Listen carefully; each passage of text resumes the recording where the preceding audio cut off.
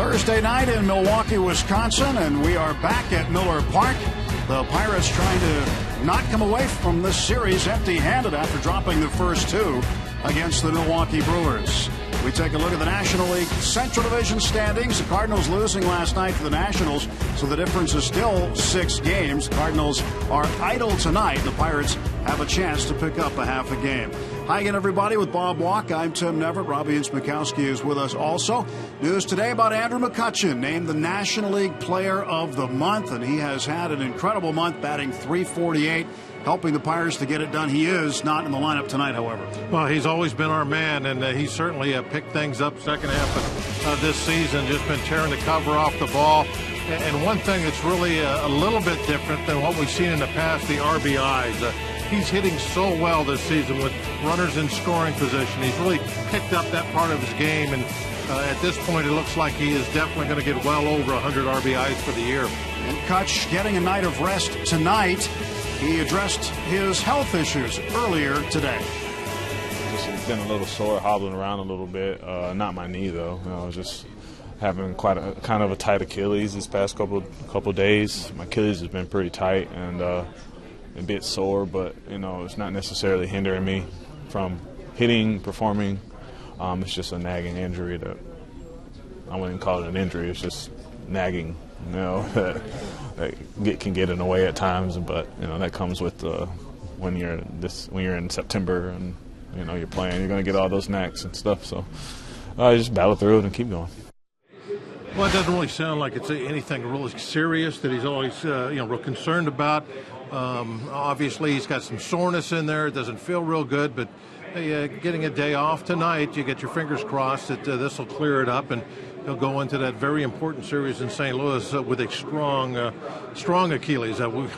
We can't lose very many guys, but you certainly can't lose Kutch.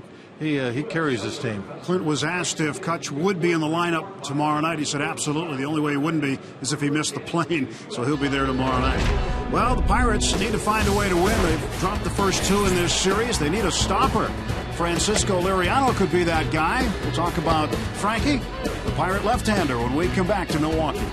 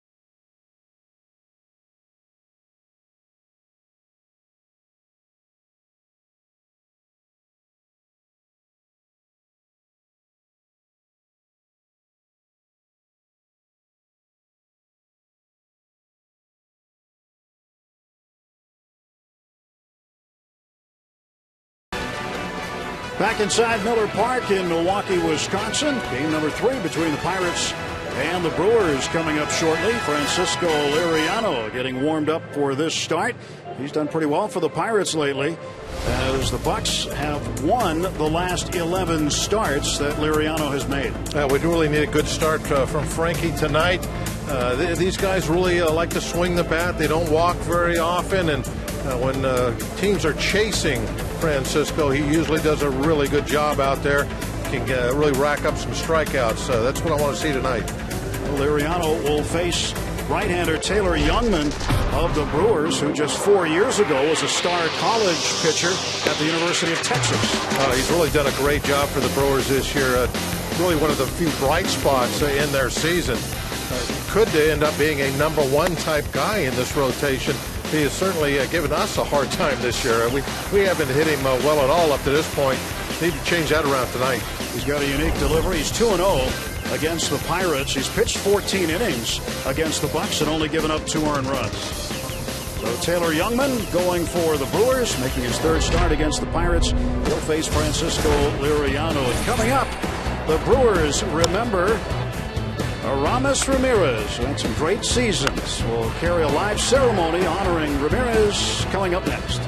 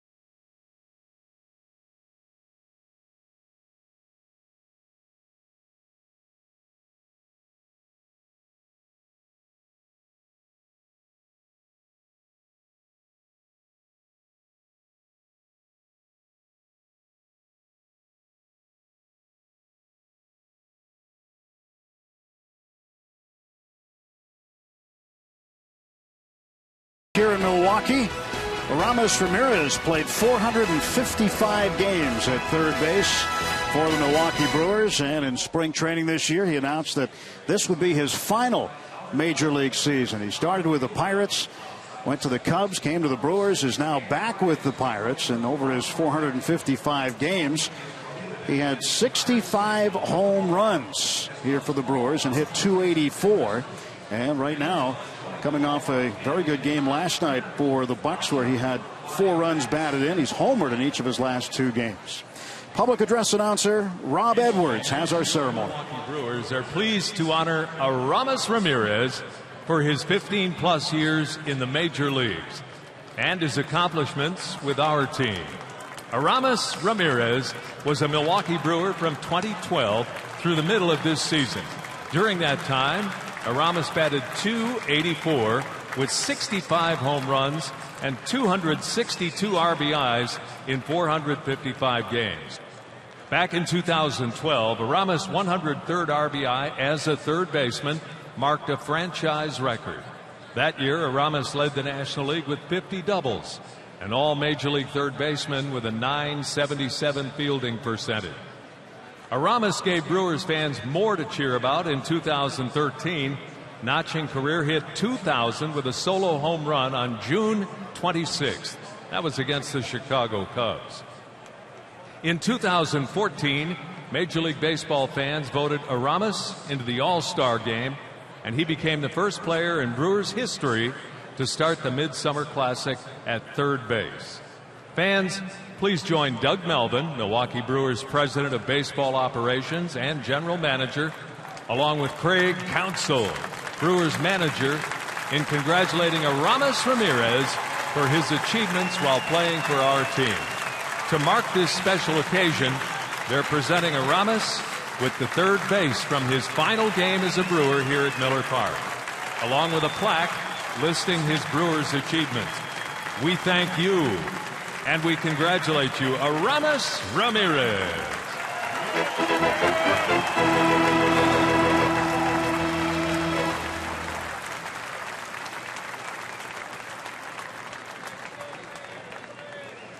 Aramis Ramirez and Craig Counsell, along with Doug Melvin.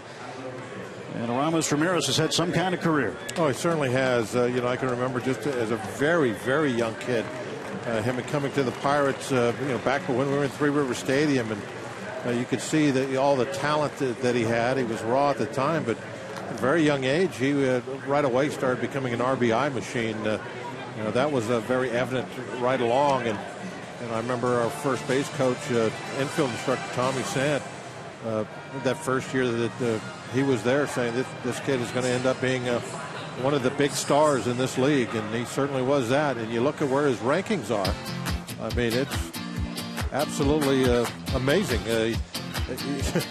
There will be some discussions when you can get into the top 10, and in some cases the top 5 at your position all time. You're talking about over a century of players. You're going to get some Hall of Fame votes, and that will be, when he becomes eligible, that's going to be the discussion. That's our Barrel Automotive League leaders stat for tonight. This series, he's been good. We mentioned 4 RBIs last night, 2 home runs. As he is swinging a very good bat right now, and the Pirates need him to be swinging a good bat. And they were showing some highlights of Aramis in the Milwaukee Brewer uniform, and it seems like about almost every highlight he was hitting the ball right into that same spot. He loved hitting him into that Milwaukee bullpen as he did last night. Well, Aramis Ramirez back in the cleanup spot tonight as the Pirates look to salvage a game in this 3-game series against the Milwaukee Brewers. Let's go back to Pittsburgh right now. Rod King is standing by with this game break.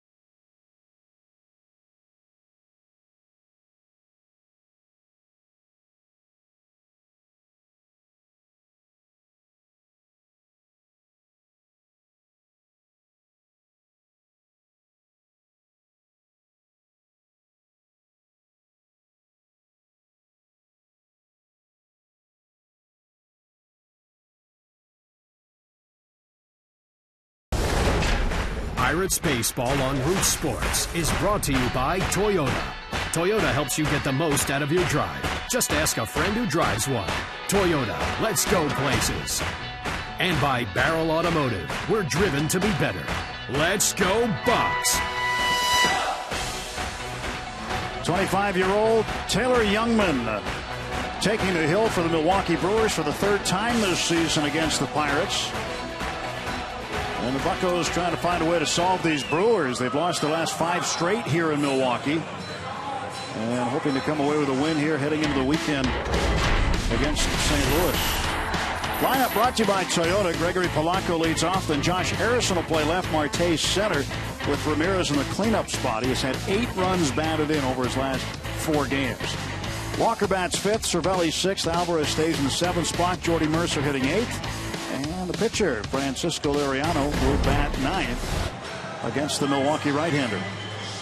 Take a look at Youngman's numbers on the year. They are very good. Look at that ERA, 2.48. He's really been getting it done for these Brewers. Has a very good curveball, decent fastball. He averages velocity-wise that pitch into the low to mid-90s. He can be difficult, and he has been difficult against the Bucs. It would be nice to see if the Pirates can ambush him the way that the Pirates have been ambushed the last couple of nights. 2 runs in the first inning by the Brewers last night. 2 nights ago, 4 runs in the first. Jason Rogers playing first base tonight as we take a look at the Honda defense for the Brewers. Herrera at second, Segura at short, Perez is at third, Lucroy doing the catching, Davis, Santana, and Braun the Milwaukee outfield. And Andrew McCutchen getting a bit of a rest. A night off doesn't necessarily mean a night off, but he is part of a 9-man bench. And in September, a lot of those guys get opportunities late. And if the Pirates need McCutchen, I'm sure that he would gladly get out there and do what he needs to do, but they'll try to stay away from him as much as they can tonight. Try to let him have a night off that Achilles that's been bothering him. Hopefully just kind of sitting around and staying off it will make it feel better for big 3 games coming up.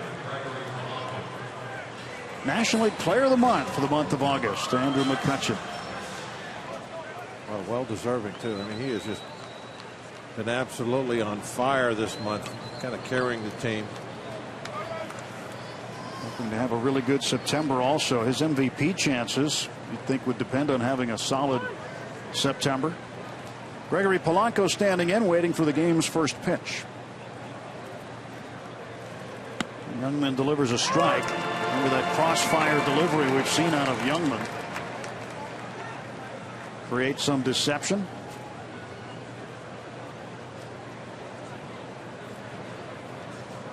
Polanco 0 for 4 last night. He hits this one out of play in the count 0-2. In fact, he does not have a hit in the series. He is 0 for his last 8 here. And overall 0 for his last 16. So he and Starling Marte had been struggling a bit, even though Marte had a 2-hit game last night. He had snapped an 0 for 21 skid. 1 ball and 2 strikes. What does that crossfire delivery do for Youngman, Bob? Well, like you said, maybe give some deception or something. It's kind of can be a little hard on your arm, but whatever works is basically what I always say. You can't change somebody just because they're not doing it the normal way. Some guys, if they try to do it, like the book says, they'll never get out of the minor leagues. But one of the keys for Youngman is that pitch he just threw, the curveball. That's been what's really worked well for him this year. I was looking at his curveball numbers, and we know how good Charlie's curveball is, how many swings and misses he gets on that. We talk about it all the time. What a great hook. Well, he's 5th in the league in swings and misses of his curveball. Youngman is 3rd in the league. So he's got a good hook. Manager Craig Counsell took over during the season for Ron Renicky. Counsell in his first go around as a skipper. This one's well hit. Left center field, and underneath it is Chris Davis right in front of the warning track. 1 out. Polanco hit it well, but not well enough to get it out. You see there by the strike zone, they're trying to work the ball away from him mainly, except for that one curveball that they bounced down and in. And Polanco did the right thing, didn't try to get out there and hook a pitch away. Got to hit it where they're pitching you. Jay Hay playing left field tonight. Had a pinch hitting appearance in the game last night. And won at bat in the 7th inning and grounded out.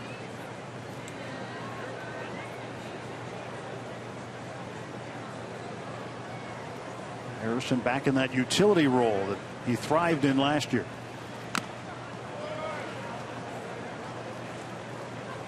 One ball and 1 strike to Josh.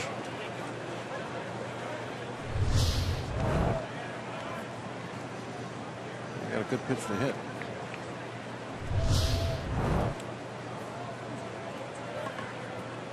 Here comes Youngman's 1-1. Inside. Well, you never know what the future has in front of you. I'm sure that Jay Hay probably never thought he'd be in that utility role again. But he's playing all over the place, just like early last year. Base hit for Jay Hay. Another example of hitting it where they pitch it. Ball's away, hit it the other way.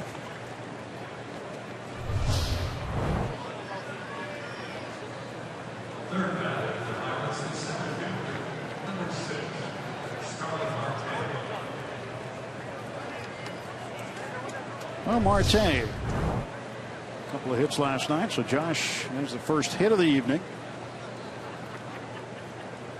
Marte seemed to come around a bit after his 0 for 21 skid with a double and a single, went 2 for 4.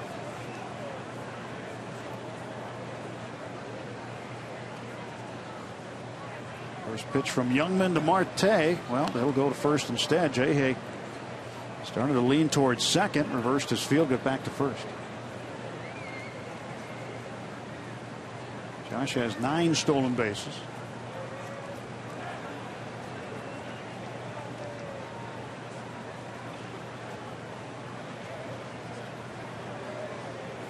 Pretty big lead. So over again.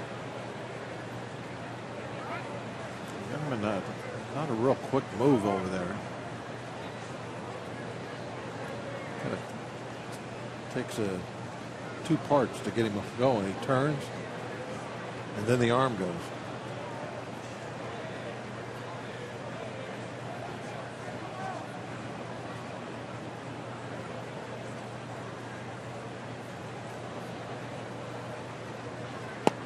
Marte takes a strike.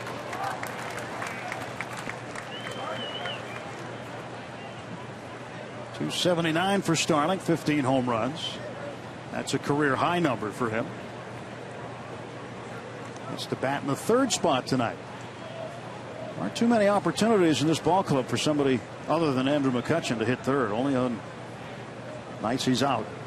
Marte will try to take advantage of that tonight.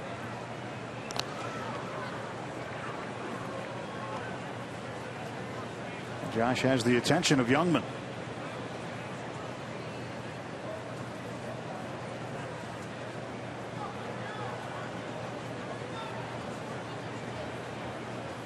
Just has 1 for 6 against Youngman, but that one was a home run.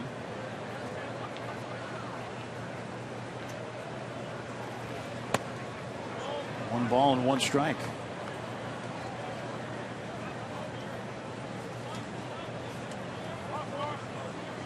Youngman.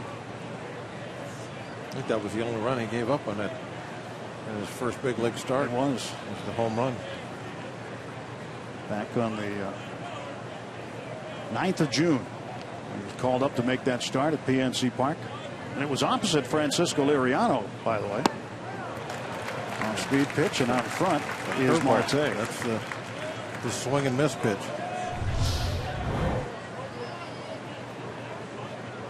Just fell right off the table.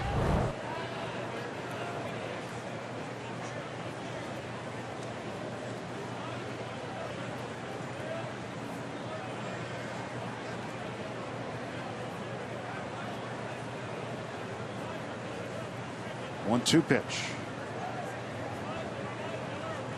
Oh, throw to first instead. Jay Hay wearing out that area in front of first base.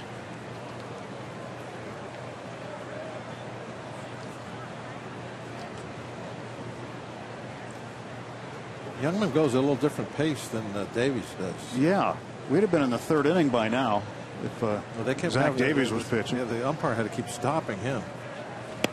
Marte strikes out, and there's two gone for the Pirates.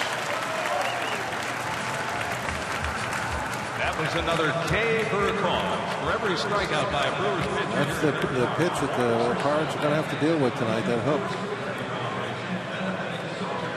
Well, Ramos Ramirez coming up. Then we showed you the nice pregame ceremony they had. The Brewers certainly doing a classy thing and recognizing Ramos Ramirez. He gets a great round of applause from both the Pirates fans and, of course, the Brewers fans here. 2 games ago, he hit a home run, and the Brewers fans stood up and clapped. And Jay Hay has to dive back. They had a 6-run lead in the 9th inning with 2 outs. Hit the solo home run. That's why. Yeah. If it was a go-ahead homer, they wouldn't have. Jung Ho hit one right after him, and everybody booed.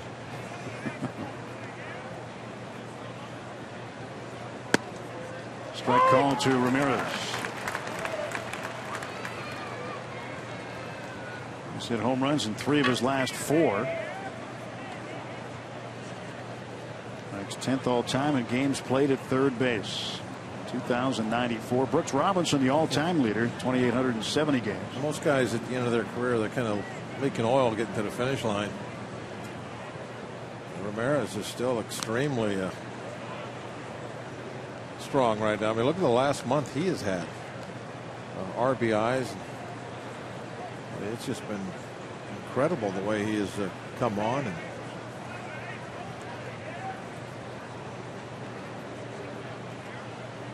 23 RBIs his last 24 ball games. There goes J.A. and Ramirez fouls it off. So Youngman had thrown almost as many balls to first base as he had to the plate. But J.A. finally took off.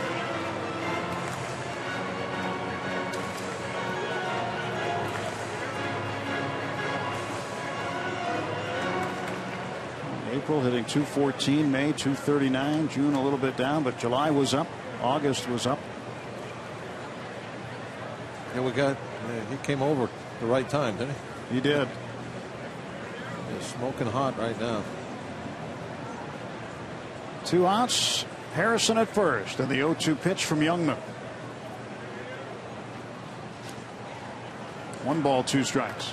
I wouldn't be surprised if there's a few people that call his agent this winter and just ask, how serious is he about not wanting to play next year? He sure looks like he could still obviously help somebody. He was asked again this week while here in Milwaukee. He says, nope, I'm going home. He's hit cleanup for us ever since we got him. So how good he is. There goes Jay Hay. Pitches up high. No throw by Lucroy, and it's a stolen base. 10th steal for Josh Harrison. Lucroy upset with himself. You see the look on his face. I think he had a little bobble after he caught that ball. Nice jump then.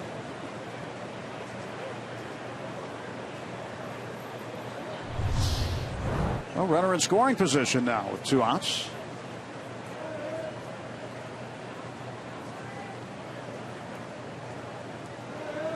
We have played just 2/3 of an inning in this ball game. Jay Hay looks like he's been in the mud pile. He's had to dive back to first countless times. Slid into second base twice before he got a steal.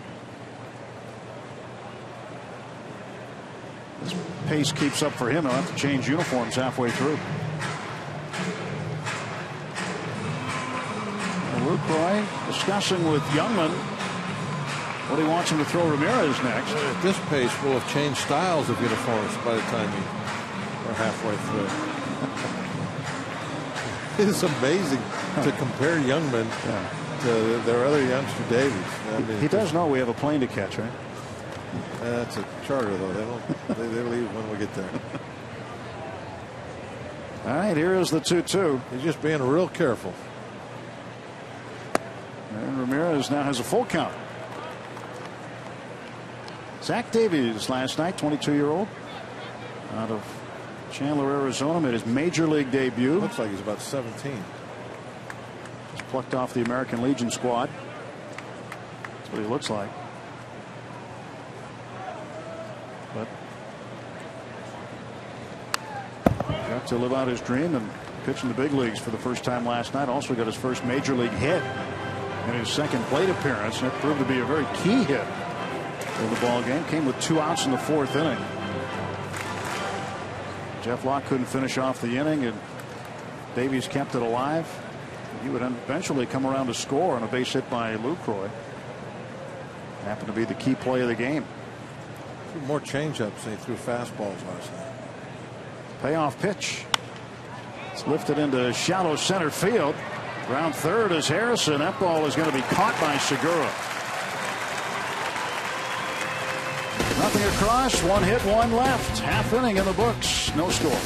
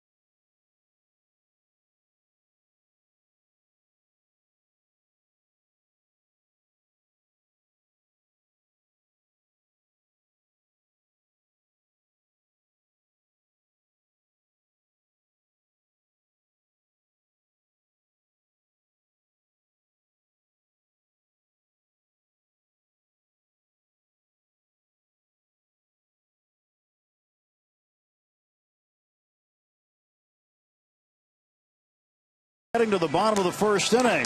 Craig Counsell's Brewers coming to the plate for the first time tonight. They'll face Francisco Liriano, and Brewers lineup looks like this. Gene Segura leads off. Lucroy second, Braun third. Chris Davis in the cleanup spot. Jason Rogers, Domingo Santana came over from the Astros. Hernan Perez is at third. Ilian Herrera at second. Taylor Youngman pitching and batting ninth, and Segura getting set to face Francisco Liriano for the first time tonight. Francisco's numbers on the year. Pirates have won all 11 of his last 11 starts. Need to make it a nice dozen. Big game tonight. I need Frankie to be at his best. First pitch of the game for Liriano is up high, ball 1.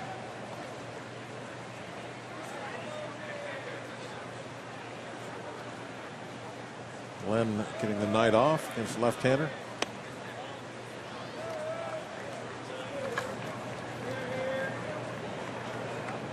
Lynn. 2-0 pitch. And Segura belts it to center field. Back goes Marte. And there's 1 out.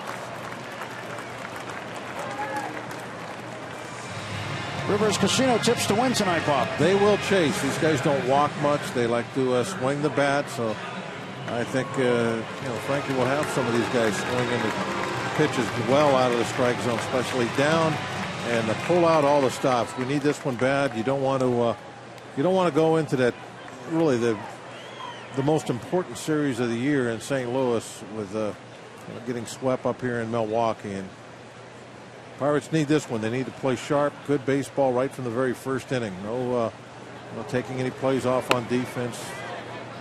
No base running gaffes. Perfect baseball game. Come away with a win.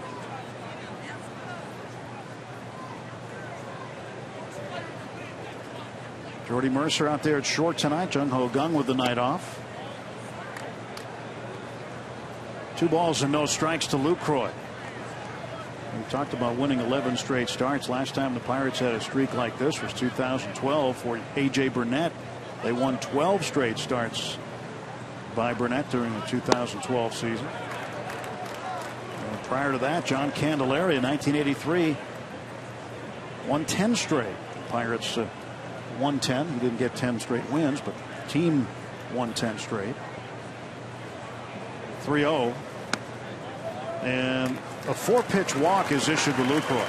Well, Lucroy is probably the guy in that lineup, the only guy in that lineup that will show some patience.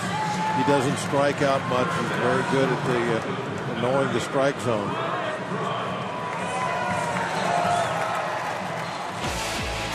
Jordy Mercer hoping to field a bunch of ground balls tonight. At shortstop, Ramirez at third, Walker at second, Alvarez at first. Harrison, Marte, Polanco, the outfield with Cervelli doing the catching tonight. Cervelli has been taking a beating but stays behind the plate. Banged up again a little bit last night. 1 out, 1 on. Ryan Braun, the batter. Ball 1 to Braun.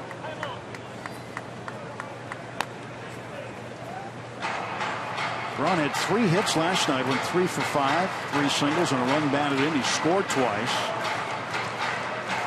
282 is average on the year. He was 1 stolen base away from being a 2020 man for the 4th time in his career. Braun 6 for 21 with a home run against Liriano. Ground ball to second. Walker dishes to Mercer for 1. That's an inning-ending double play. 4-6-3. Liriano, a quick bottom of the first, still scoreless in Milwaukee.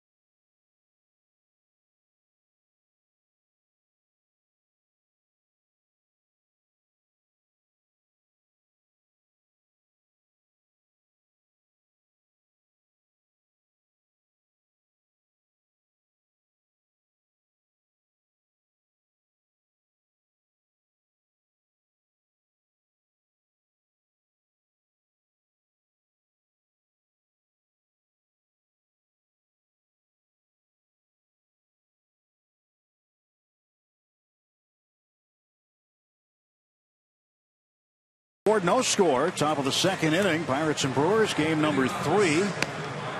Neil Walker set to lead off in the 2nd against Taylor Youngman. He was the one that started this Chick-fil-A double play. It's nice and firm right at a middle infielder. That's what you want. No slow ground balls. Mercer could just take his time, make sure he got a good strong throw chest high to first. Room service double play ball. Walker trying to get on base now as he comes up for the first time tonight. Did have a hit in the game last night, but 1 for 4. There's 3 hits in the series. including a double.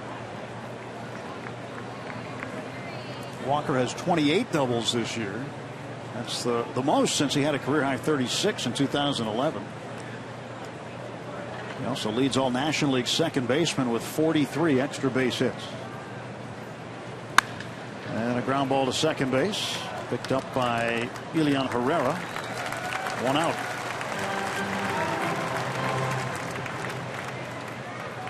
One down for the Pirates in the second. Point Park University tweet. Jabe Snyder says young men will be old men by the time he's finished pitching in a few innings at this rate. I agree. Yeah, here to you. That's exactly right. He didn't have that beard at the start of the first inning either. That just grew. He was clean shaven when he came out.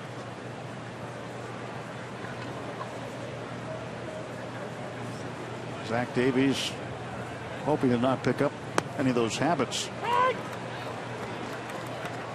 think the umpire had to stop Davies 3, maybe 4 times last night because it was starting to come home before whoever was in the box had even looked up yet. Could that have been partially because he was so amped up making his first major league start? I have no idea. I can watch him throw a couple of times. I think there's probably just his style to work really fast. I think what it is, as soon as he saw the sign, he went to wind it immediately. Curveball for a strike. 1-2 to Francisco. 1 out, nobody on. Cervelli's average at 298, right around that 300 mark for a while now, long time. Making his 7th straight start behind the plate. It's 2-2. Cervelli went 0 for 4 last night.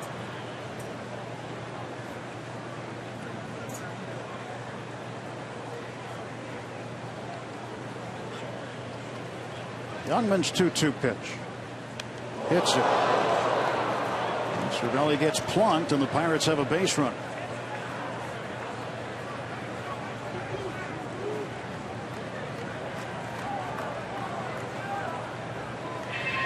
Francisco will take off the armor, all of which was missed by the pitch by Youngman.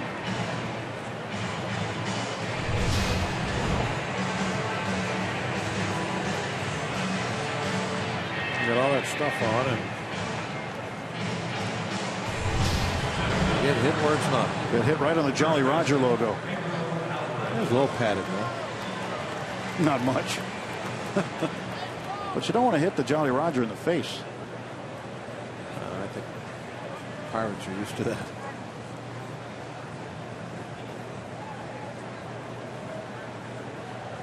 There's Pedro. 22 home runs for Alvarez. 19 career home runs against the Brewers. Takes a fastball for a strike.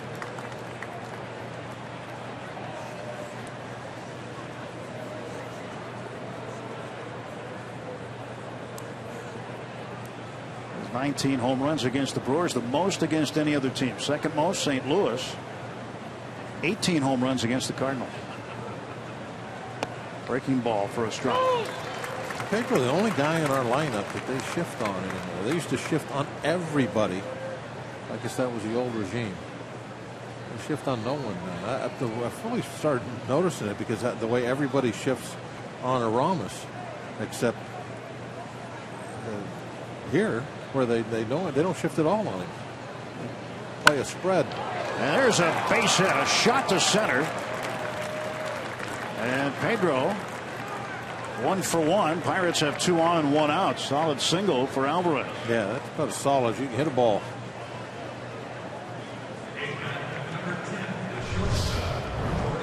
I don't want to be in front of too many of Pedro's line drives. That was a curveball also.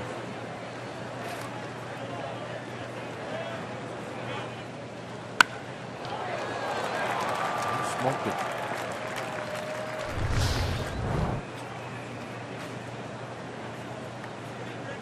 Cervelli at second base. Pedro at first. One out for Jordy Mercer. If there's anybody in this Pirate lineup that is due for a long ball, it's Jordy. He has 2 on the year. They both came in the series at San Francisco, June 1st and 2nd. Hasn't had one since. He did have one on his rehab stint in Indianapolis.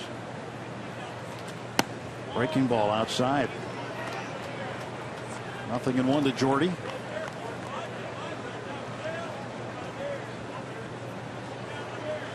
Mercer's hit safely in 5 straight games. Started at short Sunday afternoon, went 2 for 3. Played Sunday against the Rockies.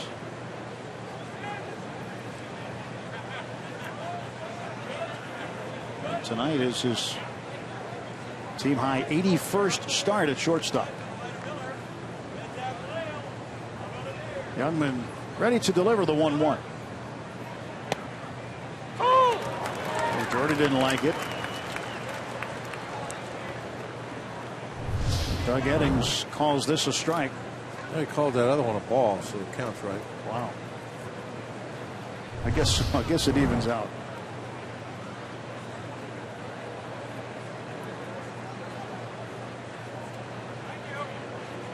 Mercer looks at the 1-2 low. 2 balls, 2 strikes to Jordy. Is not showing real good command of that fastball tonight. All over the place with it.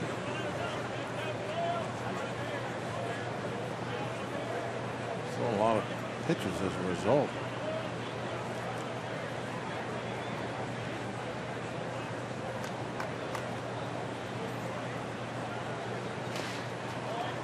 Gets away. Cervelli's heading down to third.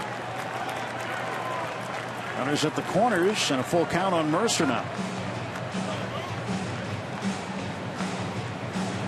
Cervelli had a pretty good read on that ball in the dirt. Took off. And he sees this ball bounce the other direction, the first base side.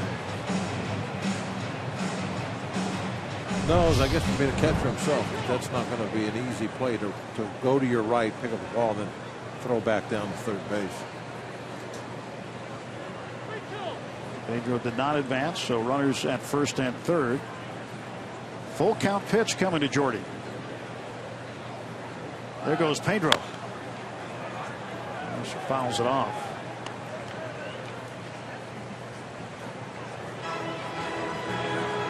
And the Pirates starting Alvarez, trying to stay out of a double play. Before that not being able to fake the third anymore really comes into play. Pedro knows that as soon as he starts to bring that front foot up, he can take off. He's got to go home. You used to have to wait a little bit, make sure that the pitcher was going home before you took off, so it wasn't a fake throw to third. Pedro takes off again. There's ball 4, and the bases are full of Bucks.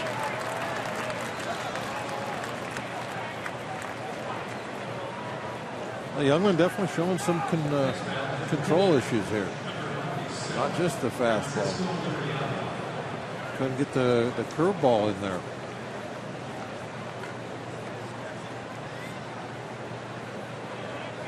Liriano had his hitting streak broken up in his last start against the Rockies. So maybe he's due again. See the runners around the horn. Cervelli, Alvarez, and Mercer.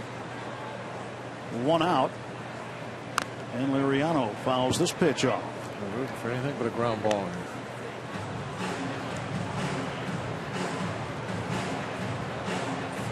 Francisco is not a blazer going down the line. If he hits a ground ball, it'll be a pretty easy double play for him.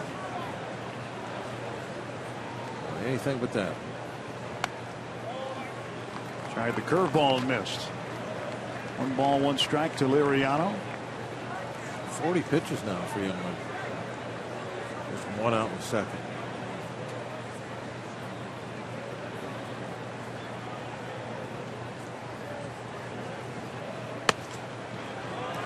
Fastball outside. Way outside. Just has no command of anything right now. Kranich coming out, the Brewers pitching coach. In the first inning, he really the same thing.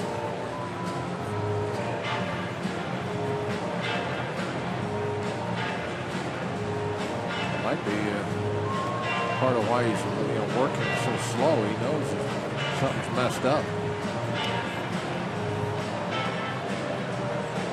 It's easy to keep a good pace and work fast when everything is going good. You're throwing strikes, ball's going where you want to. When you have no idea where the ball's going, you have no feel for your release point. You spend a lot of time thinking about it each pitch instead of throwing it. 2-1 is fouled off. Count even 2-2 to Liriano.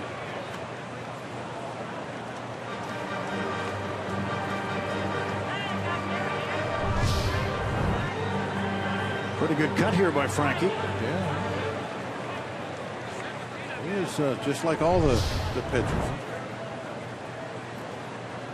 He's upped his game a little bit this year. Pokes it down the left field line and out of play. That's where he hits his home runs down there. Yep, every single home run he's hit has gone into the left field corner. Grand total of 1. Against the Dodgers back at PNC Park. He had not had an extra base hit his entire career until this season. A home run and a double.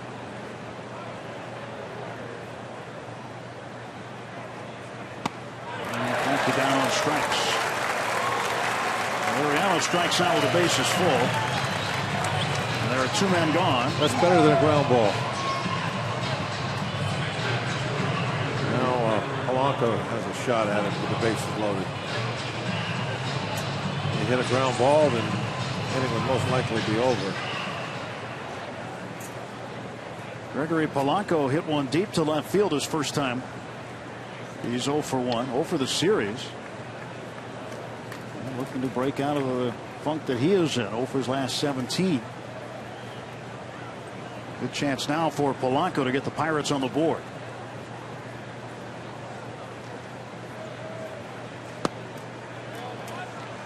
Ball 1 to Gregory.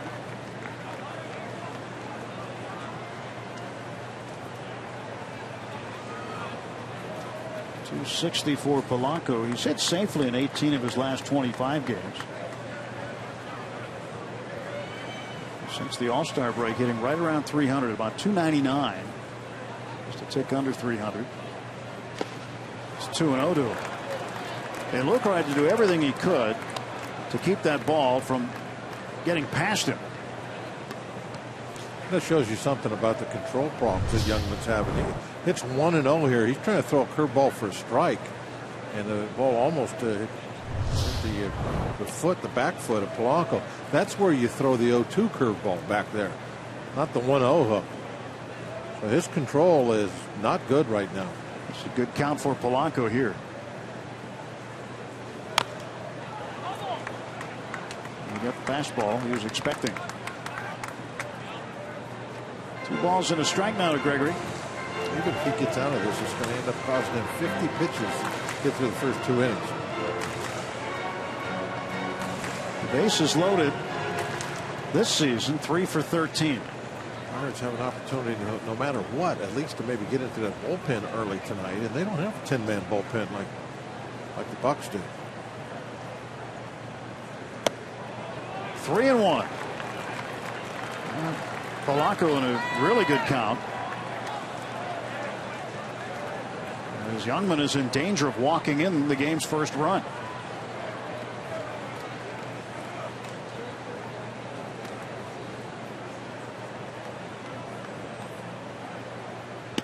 And a strike is called. Polanco thought it was low.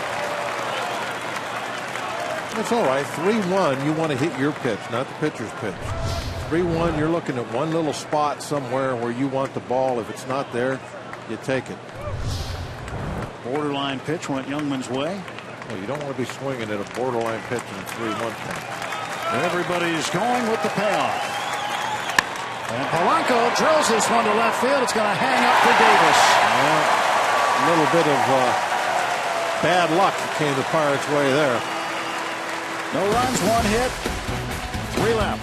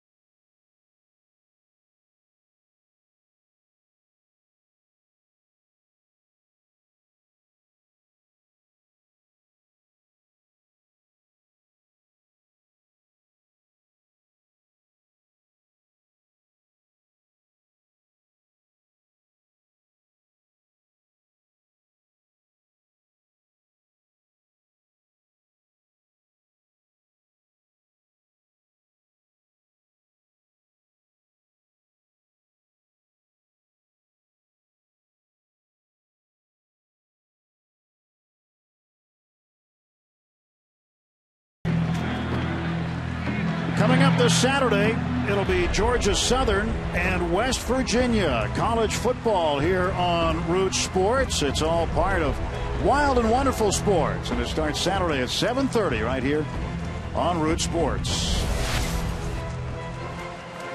No score, bottom of the second inning. A lot of black and gold here. That's the case on the road these days. Last couple of years we've seen it increase, but there's been more here in Milwaukee during the course of this week. Well, they're not happy after that inning. That really looked like had something going there. That line drive, man, Blanco hit it very well. A little bit left or right. Might have been able to clear the bases with that one. 0-2. Mariano gets a chase. You're into that part of the lineup now. There's a lot of young guys. This is, where once you get through LaCroix and Braun, now is when you're probably going to get some guys chasing pitches out of the strike zone. At least you hope. Good morning, good afternoon, good night. Strikes him out on 3 pitches. Yeah, I don't think there was any one of those 3 pitches was close to being a strike. Strikeout number 1 for Liriano.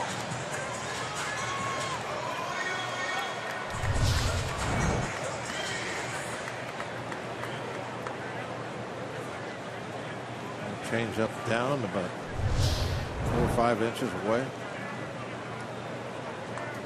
See what he does here with Jason Rogers. Fastball up. 1-0 to Rogers. His first start of the series. He did have a pinch hitting appearance in the 8th inning last night and walked.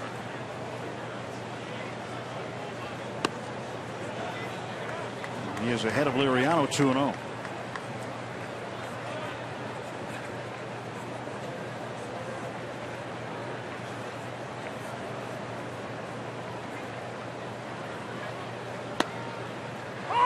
Drops a strike in on him. They might have got a call on that one. That'll get him chasing. Get some called strikes down out of the strike zone. Well, there's one right there for a called strike, and it's 2-2. On the inside corner, I guess. You see where Liriano stays away from the main part of that strike zone. The count is full. Rogers began his at bat, was wondering if he was taking the same approach that Lucroy was. Take till he got a strike. Lucroy had a 4-pitch walk. Oh, he probably was sitting there on deck and watched Davis swing at 3 that weren't close, so might have influenced his approach a little. And he walks to start the inning. With 1 out. Showed some patience, and it worked out for him. Well, we want to see your strongest fan photo now. Use the hashtag #PittDataStrongFan, and you just might see yourself in an upcoming broadcast. It's brought to you by T-Mobile. #PittDataStrongFan. That's the hashtag to use. Get your photos in. We'll show you a photo a little later in the game. Well, now Santana's up there, another one of those young guys that should be swinging the bat, not patient. Domingo Santana. The return for Carlos Gomez from Houston. It's 176 since coming over to the Brewers. They needed a center fielder, so that's where he's playing, but he projects more as a corner outfielder.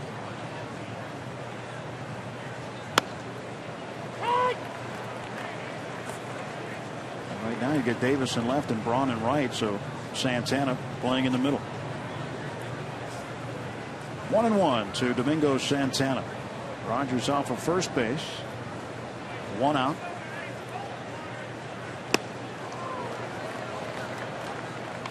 Mariano ahead 1-2.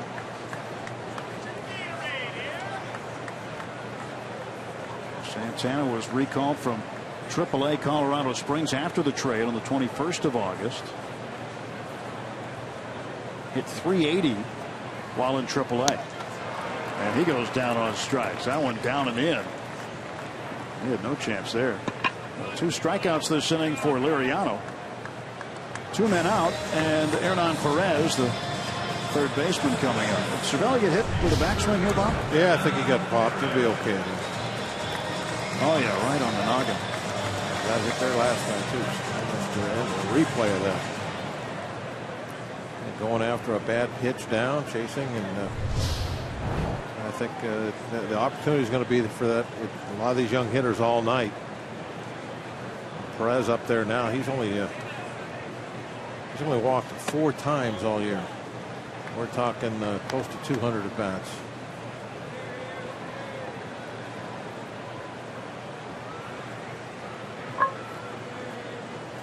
.268 his average, 1 home run. Well, he's a free swinger.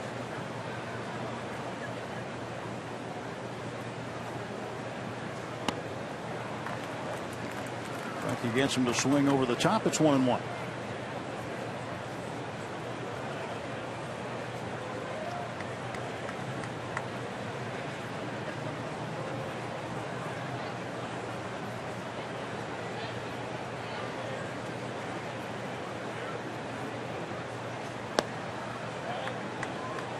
Balls and a strike. Perez was claimed off waivers from Detroit back in early June.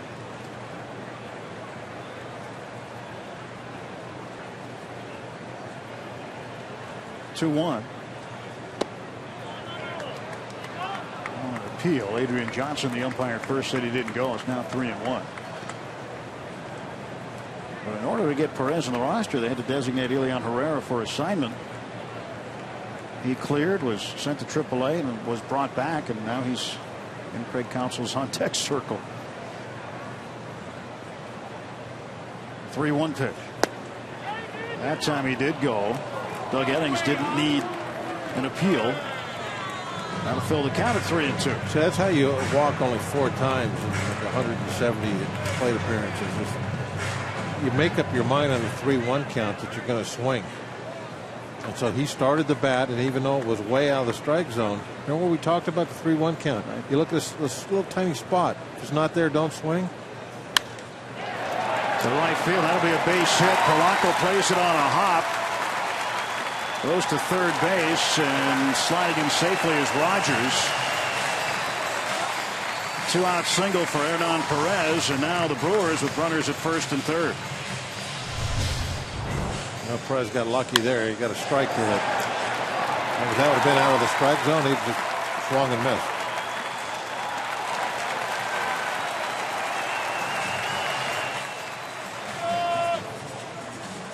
Well, that's a cannon for an arm. It really is good. Wow.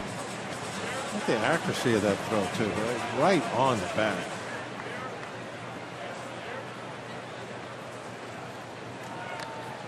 Here is Elian Herrera.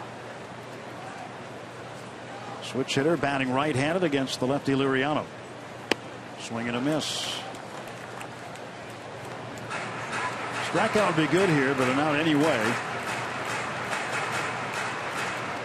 Strand those 2 base runners.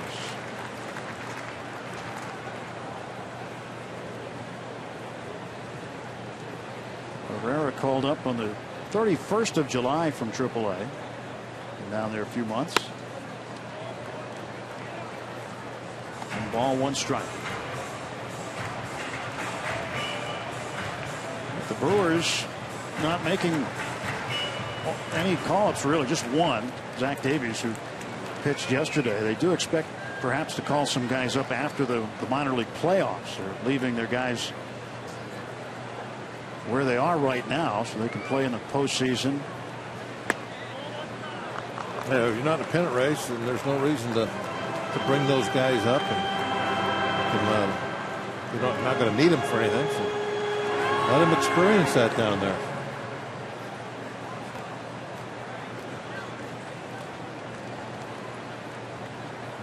The 2-1 pitch to Herrera. Now it's 2-2. I guess they have a number of good prospects at their AA level. Yes, and a number of those guys are not quite ready for prime time yet, so their Counsell and crew leaving them right where they are. They'll have an interesting winter. tool in several spots.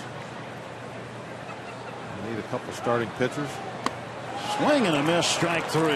Frankie gets his 3rd strikeout of the inning. He strikes out the side, gives up a hit and a walk, and nothing across for the Brewers.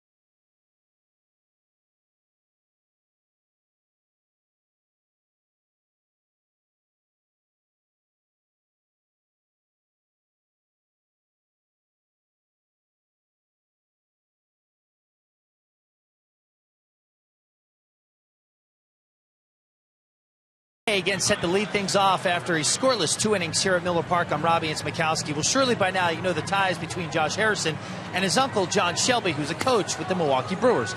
Well, the Pirates headed to Philly back in May for a series when Josh was at the low point in terms of his batting average, batting just 173. Well, he received a very long text message from his uncle the morning before he played a game. That was on May 12th.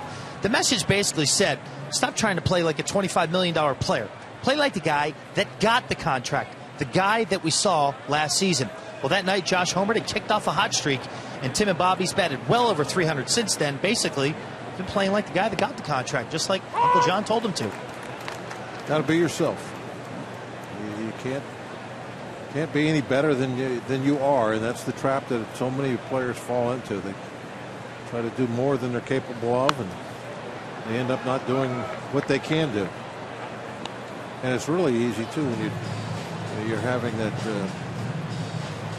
that first taste of success, and you come back that second year and you want to prove to everybody that that's the player that you are. You're not a 1 year and done type guy, and you end up trying to do a little too much. Perhaps was the problem with J.A.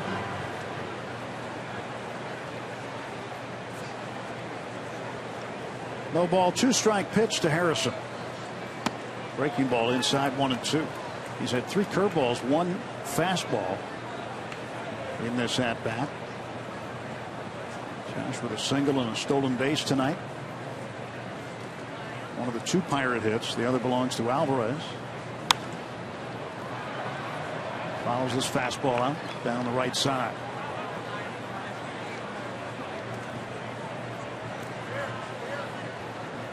Starling Marte struck out in the first.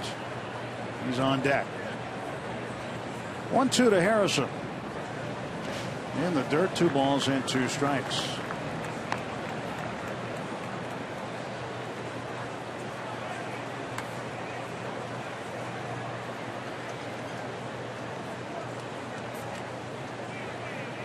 Youngman quickly agreed with the sign that time. A chopper to third base. That is short hopped. Nice play by Hernan Perez to retire Josh Harrison. That was a very nice play.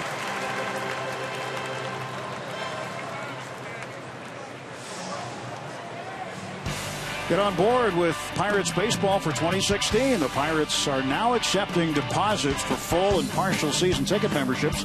Get access to exclusive events, the best locations and savings, and customizable memberships too. Plus, 2016 full and half season deposits received 2015 postseason priority. For more, go to pirates.com/membership. Strike to Marte. It's that time of year we start talking about season tickets for next year. But again, if you get in on it, full and half seasons, postseason priority for this year. This one's slicing away from Braun. He will make the catch and foul ground. Marte is 0 for 2. Knowing your home ballpark there, knowing when your feet hit the dirt, how many steps you can take before you're going to hit the wall. Braun reaching down, picking it up. One step and into the padding. He's moved around. Started out at third, at the left field for a number of years. Now they got him in right. High chopper to third base. Easy hop for Perez. And the Pirates go in order in the top half of the third inning. Well, Brewers coming to bat in the home half of the third when we come back.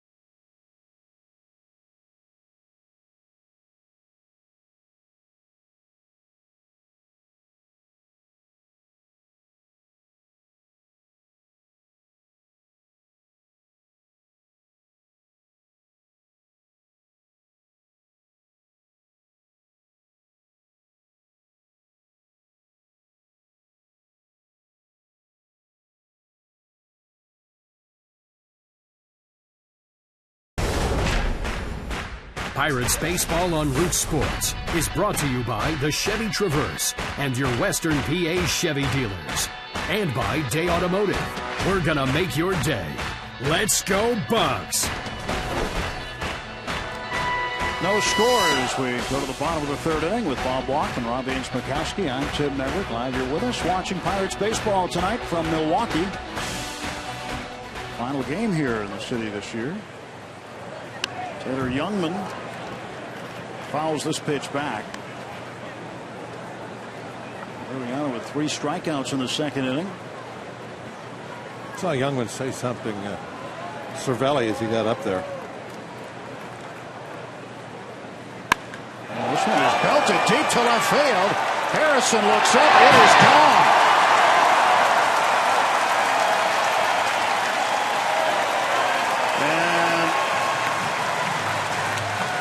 Into second base with a double. Looked like the ball went out and hit the top of the wall. Got fooled by the reaction of the bullpen guys for Milwaukee. Maybe he just fired up because he ended up hitting it over Jay Hayes' head.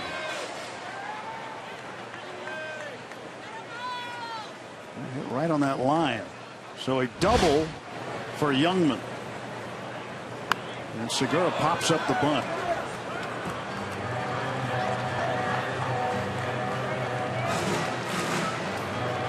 Nobody hates when that happens more than me, Bob.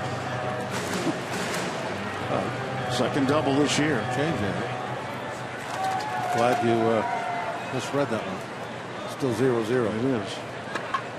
I was about to say, Youngman said something. Cervelli's he got up there. Comebacker, Valeriano checks Youngman, throws to first for the out. Sure, talking about that fastball. He put it in Cervelli's arm, right on the Jolly Roger logo. They're saying something about, hey, I was just trying to, throw one in, try to jam you, and it got away. Some guys are like that. They're very. They'll go up, they'll kind of apologize. Some guys, they like to keep that edge. They like the hitters to wonder if it was on purpose or not. Was he throwing inside? Was he trying to knock me off the plate? But Youngman maybe trying to be more of a nice guy.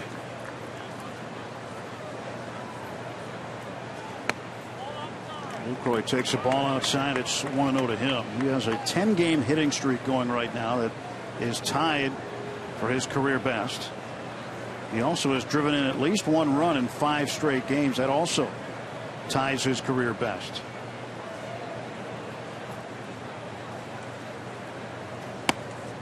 Ball 1 strike to Lucroy.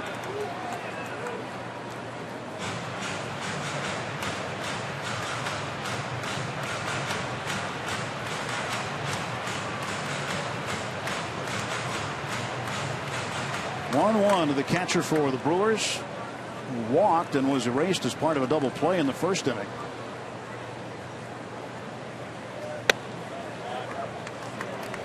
Double by Youngman to start the inning.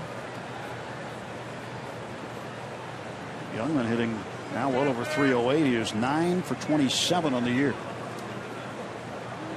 2 extra base hits.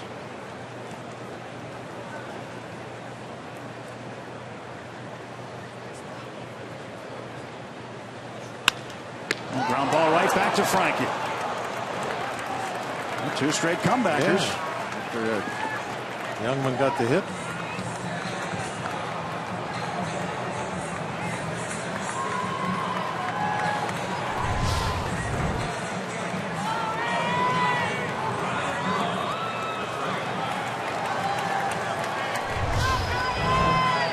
Well, he's got 2 outs. Let's see if we can get the third here. Braun grounding into the inning double play in the first.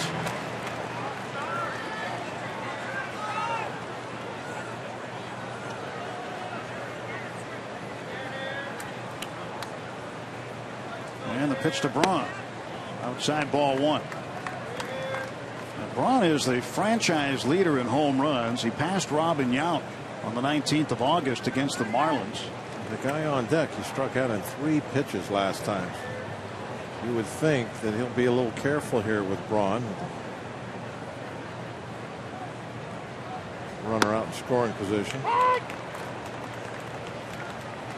Off-speed pitch on the outside corner.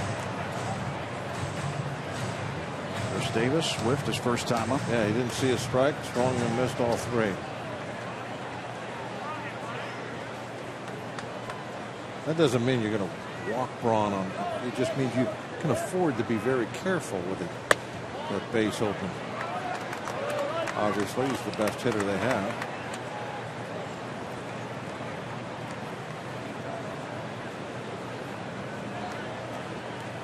He's 3rd on the Brewers all-time RBI list, trailing Robin Yount and Cecil Cooper.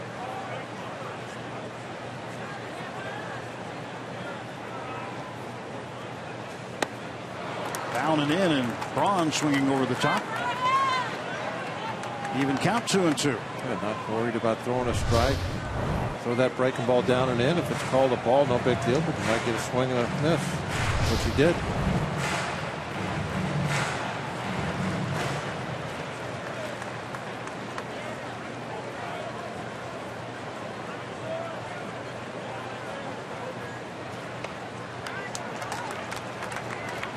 Full count.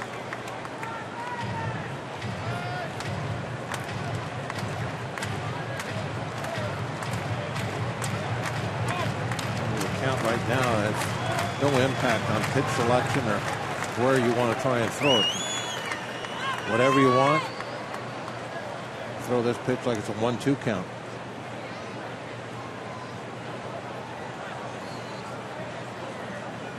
Ron requests time. Didn't look like Doug Eddings made a motion to give it to him. Frankie wanted a new series of signs anyway.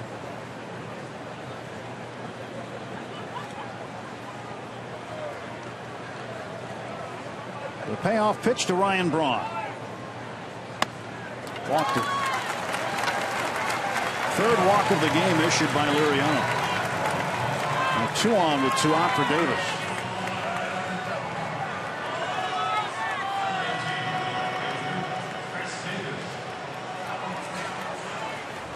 I wonder if Davis will try to be a little bit more patient this at bat. And Francisco, will he take advantage of that perhaps? And try to get ahead with a strike 1 pitch?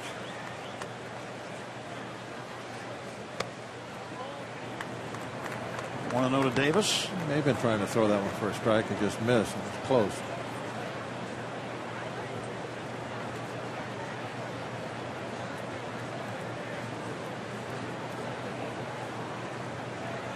Here comes the 1-0.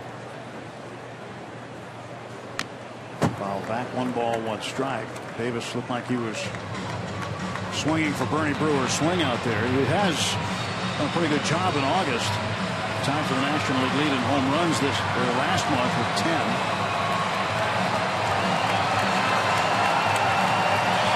Hopefully Bernie has a stationary location tonight. He didn't have to move. 2 on, 2 out. 1-1 pitch to Davis. Strike at the knees.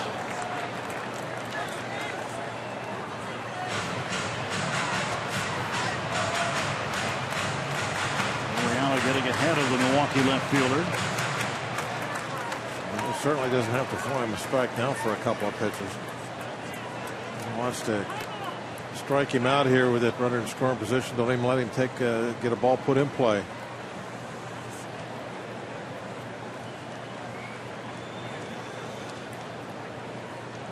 Go back foot slider maybe.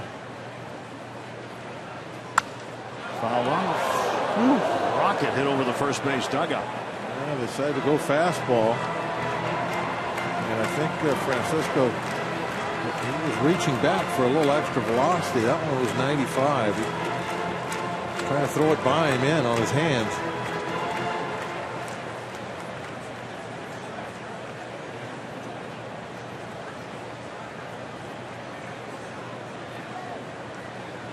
Francisco can still reach back when he wants. Turn something up in the mid-90s. That can be such a good weapon for him with the number of off-speed pitches he throws during the course of a game to counter it. There's that back foot slider that pretty sure he was going to take at least 1 shot at. Surprised he didn't get a swing. That was a good one.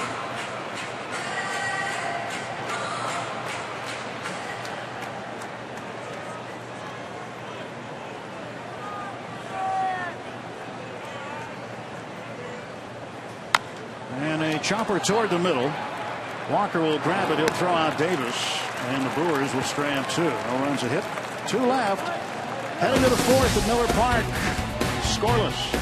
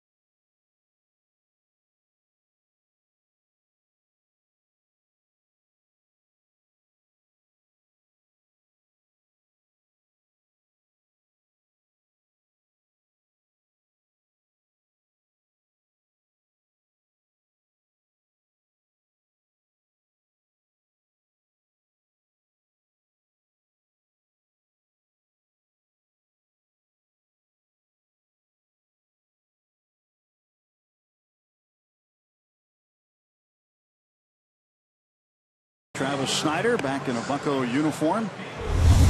Today is this date 2013 as we look at our day automotive. This day in Pirates history. Bucks with a 4-3 win. McCutchen a first inning home run. Travis Snyder pinch hit home run for the Bucks. They won their 81st game of the year. That ended a streak of 20 consecutive losing seasons. And that one made it official. Well, it was a great time to finally get that dry spell over. Something else.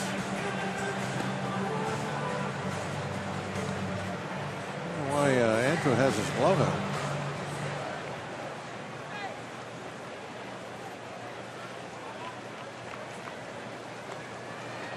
Travis telling me yesterday how nice it is and how fortunate he is to come back here to Pittsburgh. So many familiar faces in the dugout and the clubhouse.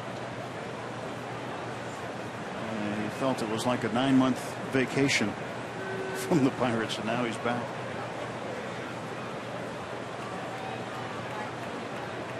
You know, McCutchen's on the bench. He does a lot of talking. Some guys find it enjoyable. But I think he gets bored when he's not playing. Yeah, when you're an everyday player, that every now and then you're sitting on the bench, you don't know what to do with yourself. Walker smacks it foul. 1 ball, 1 strike. So when you're a pitcher and you're only playing once every 5 days, you become an expert at sitting on the bench. You always know what to do. Well, you as a guy who's a pitcher, and the pitchers sometimes the starting guys sit together and they talk for 4 days in a row. So the routine a little different for the pitchers. For the everyday players, they're not accustomed to being in the dugout all the time.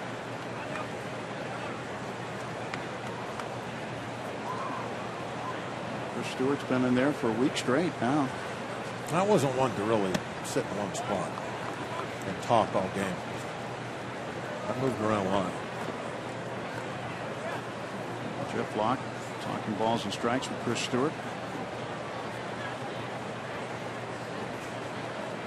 3-1 to Neil Walker. And he breaks his bat, rolls it to second. Herrera throws him out. Neil is 0 for 2.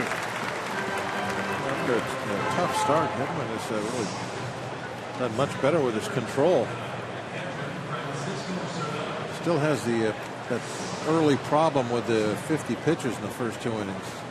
He's going to have a couple of really efficient, quick innings to be done with that. He's already to 65.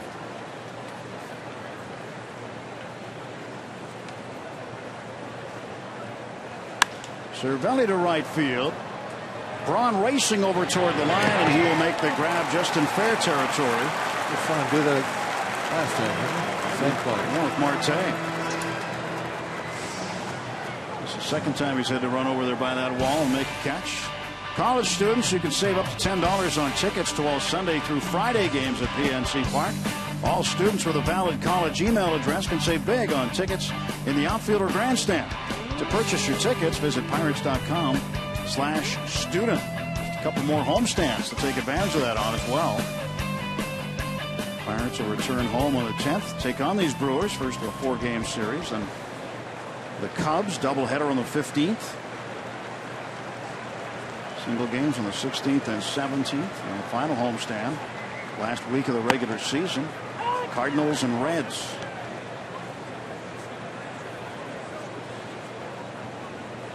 Batman. There's the mask. Who is that masked man? Very nice. Yeah, maybe use that a couple of months. That'd be a good Halloween costume.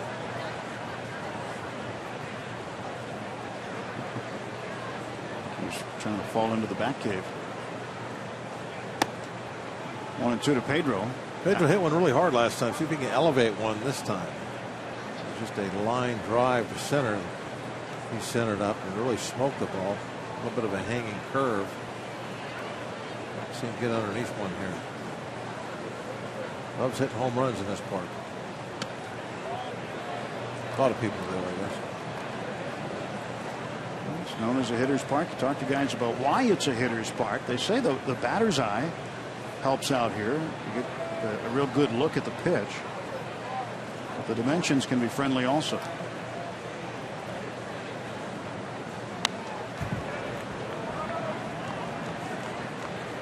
Speaking of hitting here, Corey Hart hit a lot of home runs here for the Brewers. He's with the Pirates, who has been put on the 60-day DL, and he will not be activated by the Major League Club for the rest of the season. The club announcing that this afternoon.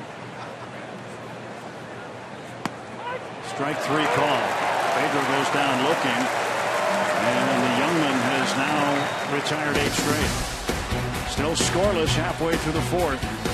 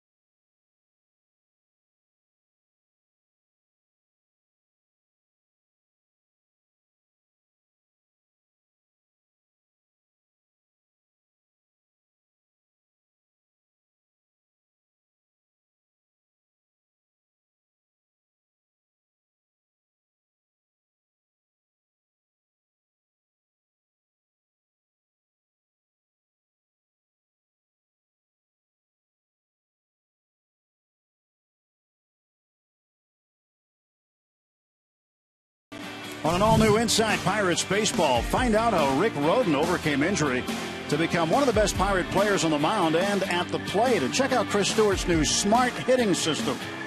And there's much more on Inside Pirates Baseball, presented by Allegheny Health Network.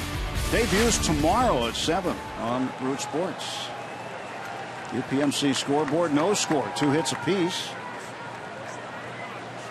And the Brewers, half of the 4th. Jason Rogers will lead off. He walked in the 2nd inning. Starts out with ball 1 here. Walked as a pinch hitter last night.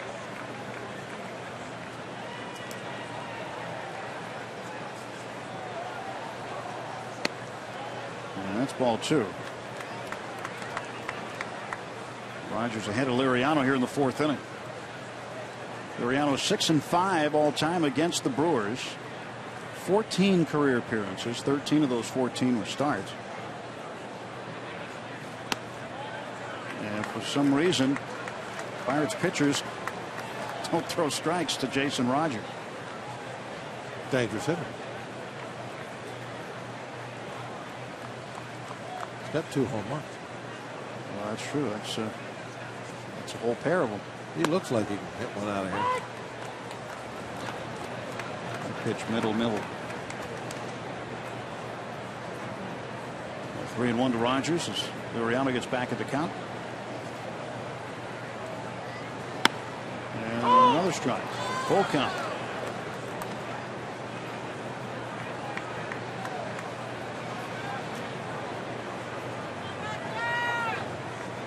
Zach Davies, last night's starting pitcher. And there's ball 4 again. So Rogers aboard for the 2nd time on a free pass, this time to lead off the inning. It's the 4th walk that Liriano has issued.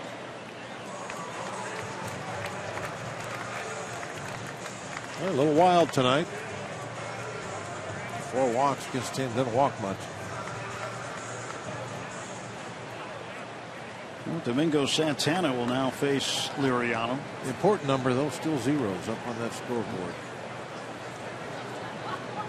Santana struck out swinging in the 2nd. And he grounds one to 3rd, off the glove of Ramirez and into left field. Rogers around 2nd. He's heading to 3rd base, throw into 2nd base, and Santana safe. A double for Domingo Santana, his 2nd since joining the Brewers. What if Santana came off that bag and Walker did a good job of laying that tag on him.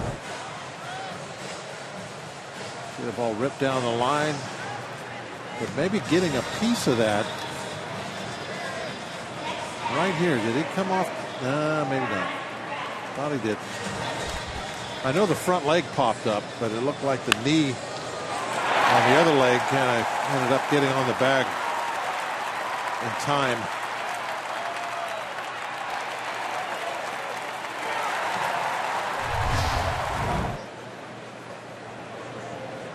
It's always important now, I think, for infielders to, when they put down that tag, just leave it on them. Perez, a high fly ball left center field. Tagging is Rogers. Marte will throw it to 3rd. And the Brewers lead 1-0. A smart play by Marte. He's got that cannon. Well, perhaps he could have made at least a close play of it at the plate. But I think he did the right thing. It was just, there's nobody out. He catches the ball. Now there's 1 out. Keep that runner at 2nd base. Smart baseball. We're going to score at least a run anyway, right? So 1 run in. Herrera at the plate. 1 out. Santana at 2nd. This one's popped up. Back of Pedro. And he goes out to make the catch. 2 men out. Herrera's 0 for 2. And the pitcher coming up, Taylor Youngman. Good play by Alvarez. Not easy picking that up coming off the bounce. The right-handed hitter. The ball spinning the other way, but he read it well. Get out there and get under it.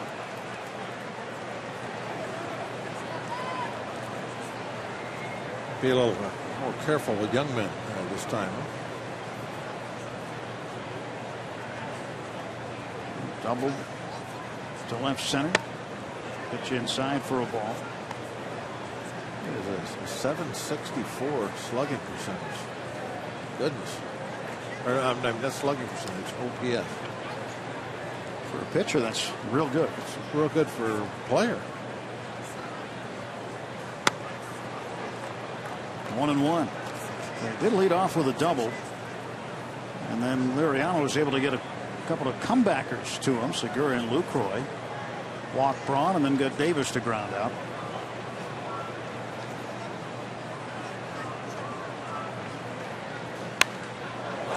Into the dugout of the Brewers, and it pinballs around in there.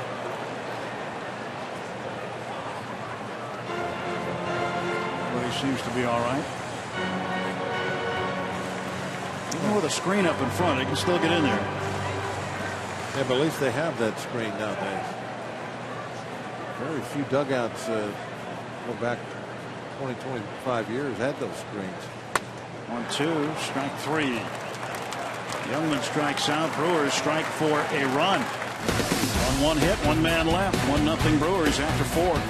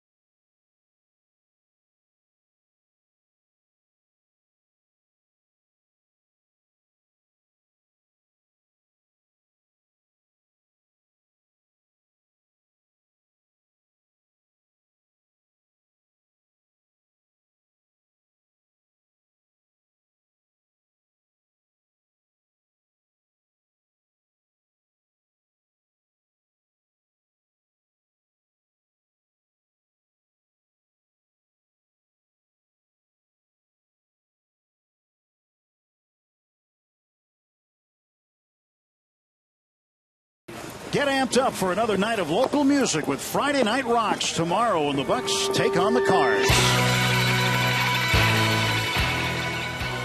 Get a dose of the local music scene as we highlight bands from around the bird throughout our entire Pirates broadcast. Turn up the volume and check it out tomorrow starting at 7:30 on Root Sports. Here at Miller Park with Bob Walk. I'm Tim Neverett. Robbie and Smokowski with us as well. Moving to the 5th inning. At one point, Bob, early in the game, didn't look like Taylor Youngman would get to the 5th inning, but he's had 2 straight 1-2-3 innings. And is still very much in this ball game with his team now leading 1-0. Yeah, he had pretty good control issues going on early. Not really able to locate either his curveball or that fastball. Settled in a little bit now. Seems to be humming right along.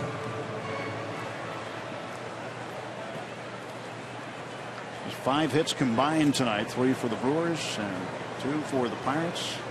Mercer, Liriano, and then back to the top of the order, Gregory Polanco. Pitch to Mercer. Strike 1 to Jordy. Jordy walked in the 2nd inning.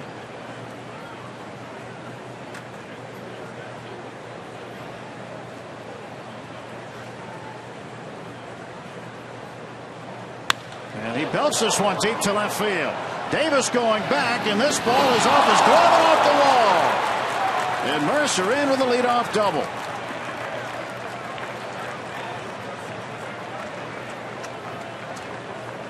Solid shot by Mercer. Well, that's what you're looking for right now, that leadoff double. You want to answer that run that the Brewers put up in the 4th.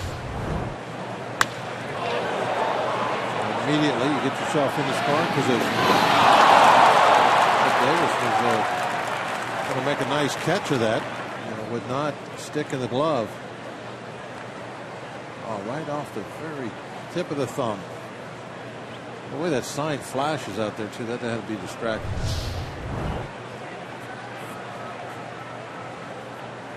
Now Liriano up, nobody out. And Liriano will swing and miss.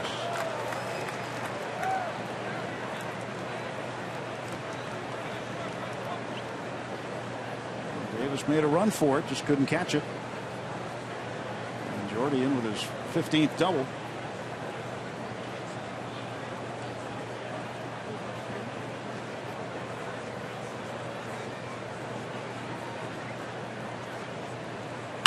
Liriano up in the air to center field. Going after it, Santana. This will get Mercer to third base. Deep fly ball out by Liriano. Kind of an unconventional method, but it worked. And at third base and 1 out for Polanco. Liriano only 2 sacrifice bunts on the season. He hasn't had great success in that area. The Pirates letting him swing away. Might go up there and try to pull the ball. Well, this will bring the infield in for Milwaukee with the tying run at third base. Gregory Polanco a chance to get Mercer home. Polanco's 0 for 2. He's gone the other way twice. Breaking ball outside.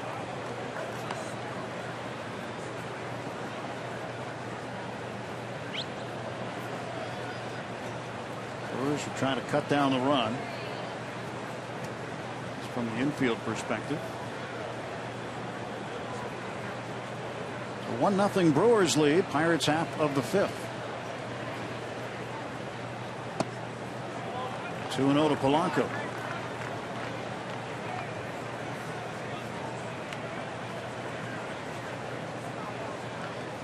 Vietnam vet.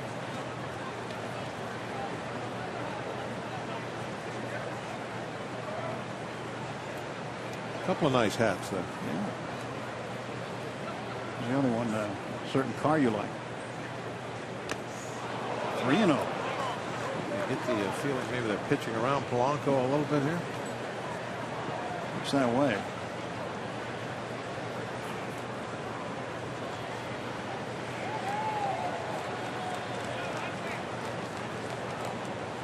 Counsell had been with the Brewers as a special assistant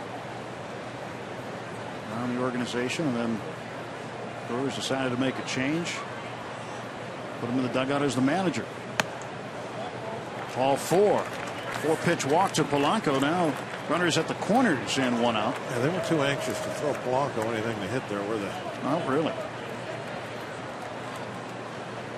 Now the infield will move back into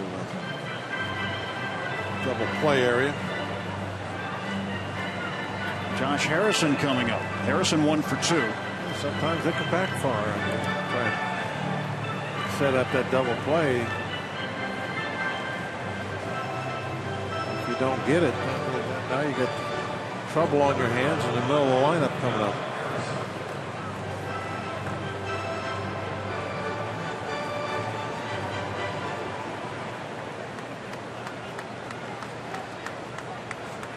Josh with a lot of room on the right side. Rogers holding Polanco. That's where he hit the ball first time up, right through that right side. As Polanco trying to get to second base here with 2 men in scoring position. Gregory with 22 stolen bases.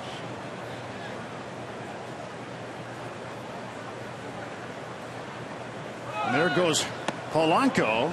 They bluff the throw, and Polanco now with 23 steals. 2 men in scoring position now for the Pirates and 1 out.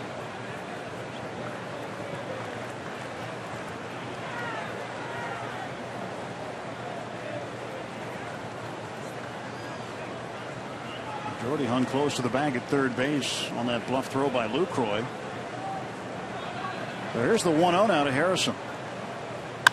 And a ground ball will get the run in. And the ball game is tied. Josh gets it done. And it's now 1-1. Yeah, that was the double play ball. A huge steal by Polanco. And Polanco does advance to third. Yeah, I'm not really sure that was the wisest thing in the world to do. I mean, Segura had him at third, but decided not to take it for whatever reason.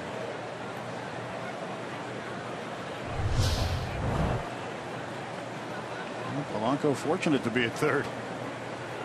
I'm gonna say that could cost him. Could be first base and 2 outs instead of third base. Marte gets a hit, knocks in the run.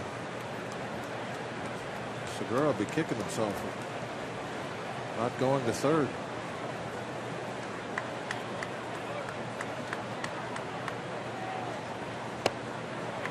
One ball, 1 strike. Taylor swing and a miss at the ball down and in. He struck out in the first and then flying to right in the third.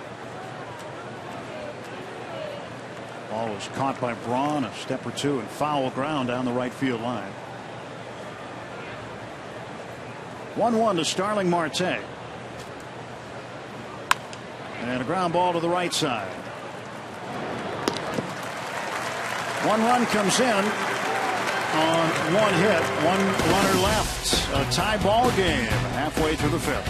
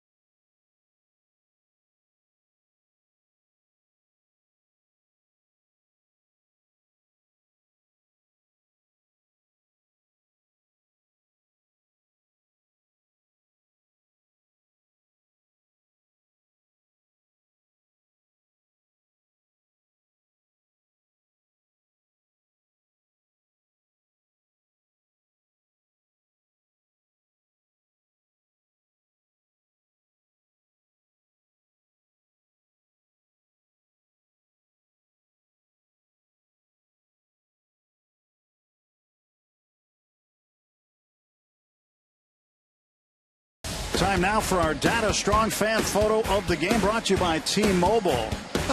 Hey, there you go. Justin Zackel with Arthur Fonzarelli. That's a statue right on the Riverwalk area here downtown Milwaukee.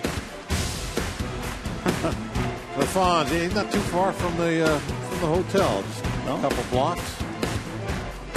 Seen the Fonz a lot here in Milwaukee. Likeness of Henry Winkler. 1-1 ball game now as we go to the bottom of the fifth. Top of the order up for the Brewers. Gene Segura, the shortstop, looks at a strike from Liriano.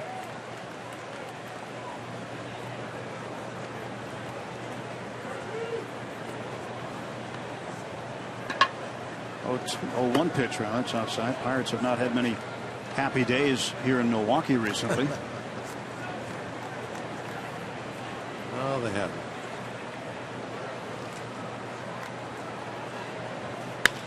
Ground ball right to Ramirez.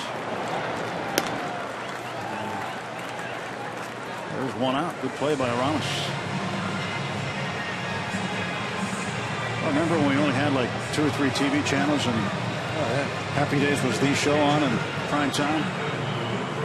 I remember those days. Television's changed a lot since then.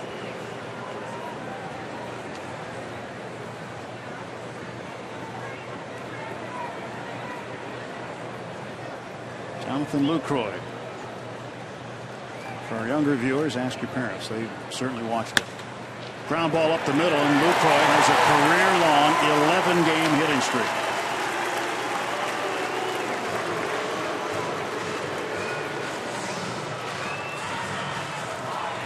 He's trying to go up the middle tonight.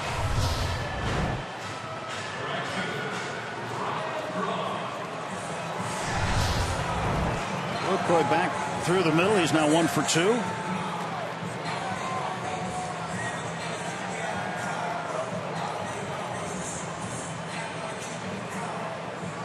Braun coming up. He's 0 for 1. Hit into a double play in the first and then walked in the third inning. Good time for another double play. Lucroy aboard. Nice firm, like maybe 2 hopper last time. Diving stop by Ramirez. Goes to second for 1. That's the one they'll get. Terrific play by Ramirez.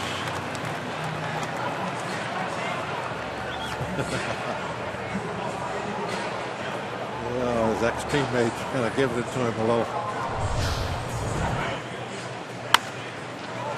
Steals a double from Braun here. How about the nice throw he made too? It right up from his knees. Allegheny Health Network Supermo giving us a real solid look at it. Chris Davis with 2 out. Swing and a miss way out in front.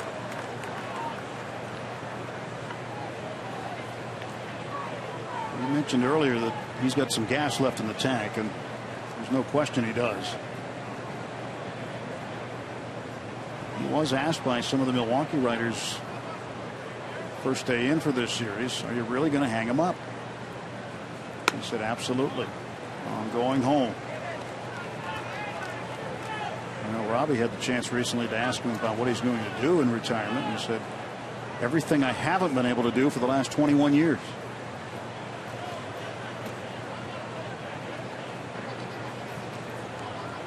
One ball, 1 strike pitch to Chris Davis from Liriano. Braun takes off, throw down, bounces, and for the 4th time in Ryan Braun's career, he is a 2020 man. That's his 20th steal to go along with 24 home runs.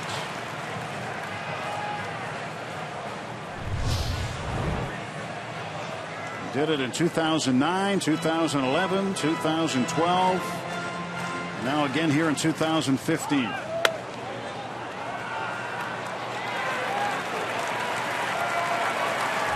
Valley telling us on his face he was a little disappointed in his toss. This ball hit toward the gap in left center. Harrison's not going to get it, and the Brewers will take the lead. Josh laid out for it. Is he all right? He hasn't gotten up yet. No, he is. Well, Chris Davis, with his first hit of the night, just eludes the glove of Josh Harrison. Well, he gave it everything he had. Braun comes in to score the go-ahead run.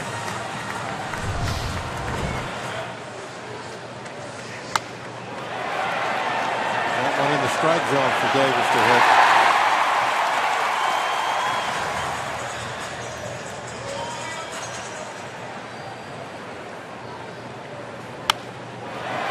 Watch Jay Hayes right there, and just everything he had, he couldn't reach it.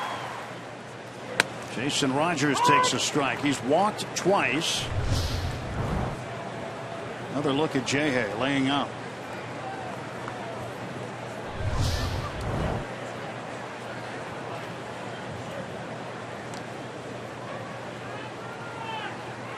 Make the do or die play. Well, he's got Marte there streaking in behind him, so there's no reason not to. Mariano knocks it down. Rogers is out. Brewers end up with a run on 2 hits and a man left. At the end of 5 at Miller Park, it's the Brewers 2 and the Pirates 1.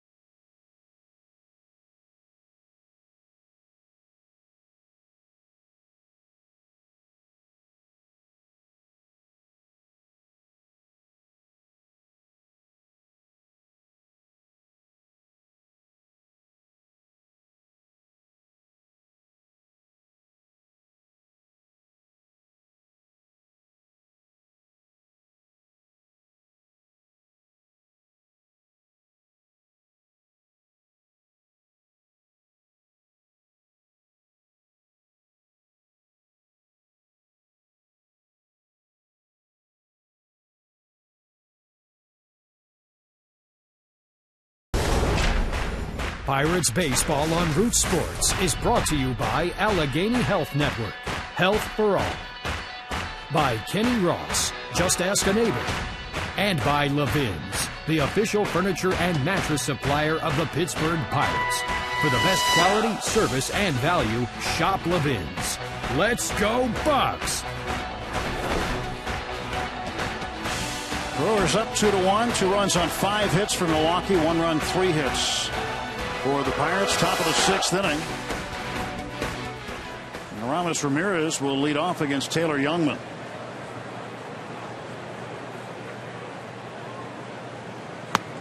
Pitch to Ramirez, in for a strike. Kranitz and Craig Counsell. Kranitz on the phone, talking to the bullpen. Pitch count getting up there now. 87th pitch on the way for Youngman. Bullet hitting the upper deck foul. This was going to be his last inning, you would think, unless he had one of those rare 6-7 pitch innings.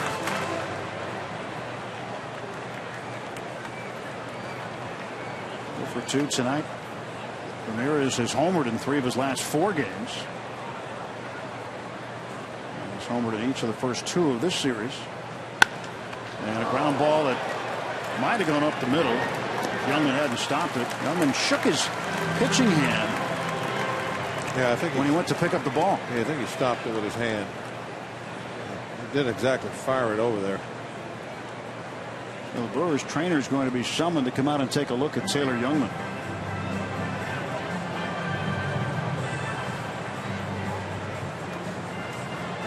The way he's acting is like it's hurt. Oh yeah, it went right off. Looked like his thumb, maybe.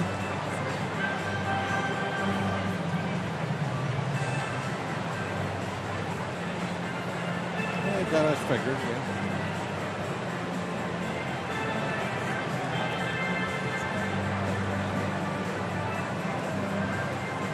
So he got it off the index and middle finger.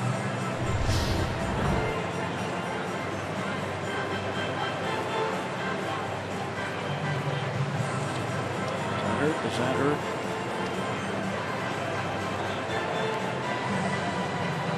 Never be sure. They're throwing the ball again. He's getting late in his outing anyway. They're probably only going to have 2 more outs to have to get. That'll start double barrel action in the pen. Tyler Thornburg, the right-hander. Will Smith, the lefty.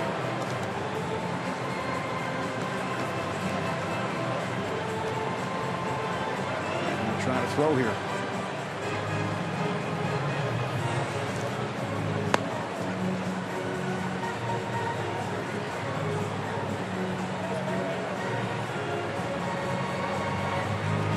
Youngman wants another throw.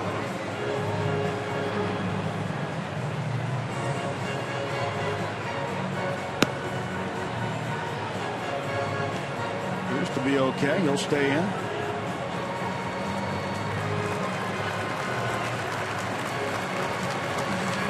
Taylor Youngman, who stopped that ball with his bare hand, ends up throwing out Ramirez, and there's 1 gone for the Pirates in the 6th. Neil Walker coming to the plate, who's 0 for 2.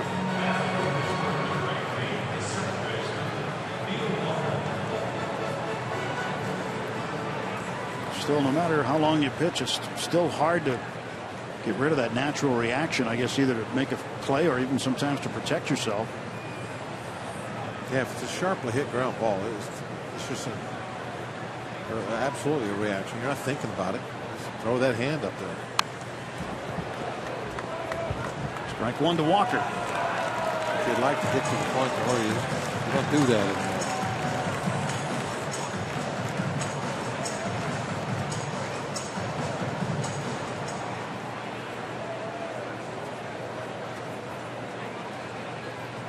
Here comes the 0-1. Outside.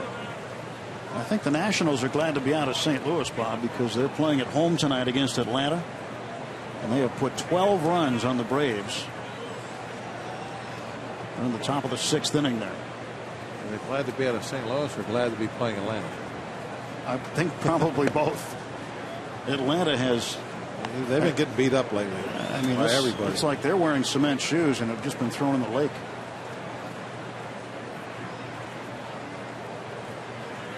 Atlanta could finish last in the East the way they're playing right now. Miami is going to end up passing them.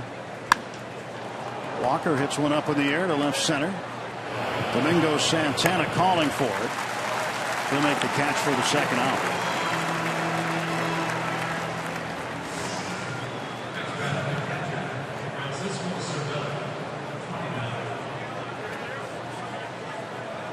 Miami has passed Atlanta in the standings, and it's about a game and a half difference between the Braves and the Phillies for last place.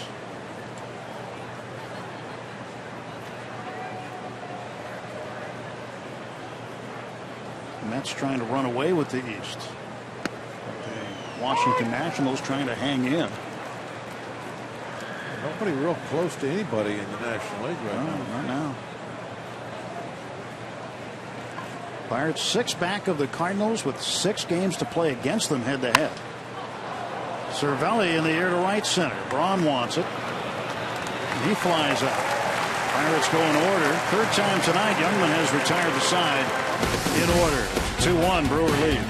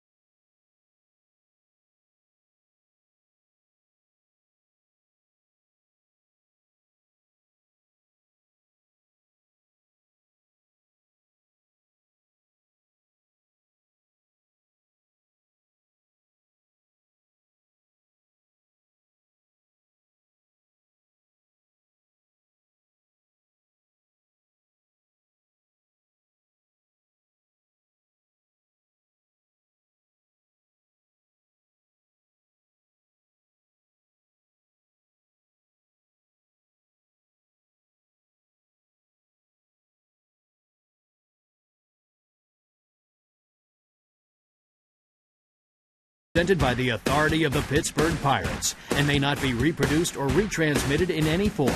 And the accounts and descriptions of this game may not be disseminated without the express written consent of the Pittsburgh Pirates. Most popular way to follow the Pirates' push to the postseason is with MLB.com at Bat, the #1 app for live baseball. Enjoy live look-ins, highlights, replay reviews, scores, StatCast, live radio broadcast, and more. Get MLB.com at Bat now. Well, they got cheese heads here. I guess makes sense to have beer heads. I was going to say keg hat not included.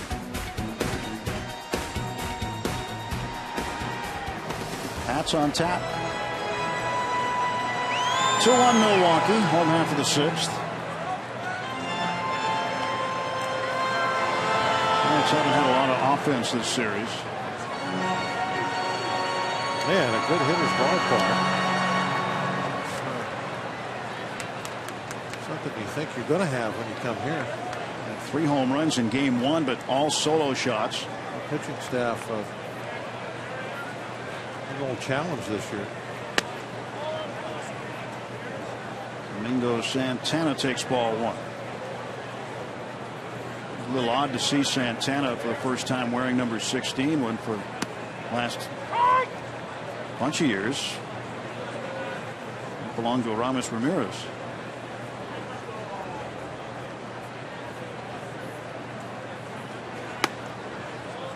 2-1 now to Santana.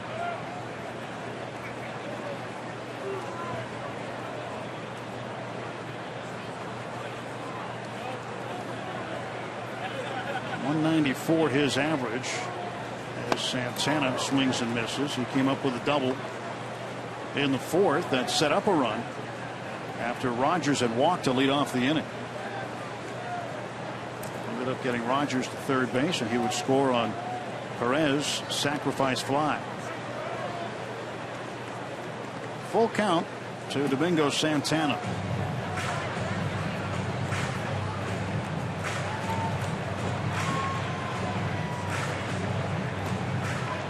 There's Hernan Perez waiting on deck. Payoff pitch, and he's walked it.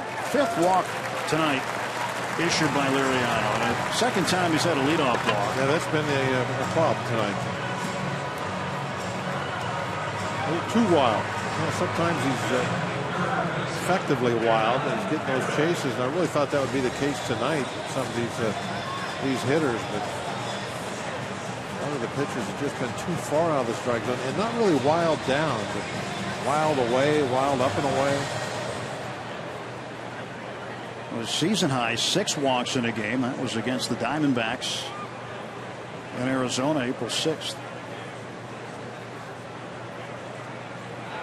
Throw to first base. Santana back. Santana does not have a stolen base with the Brewers. Doesn't mean he can't run, though.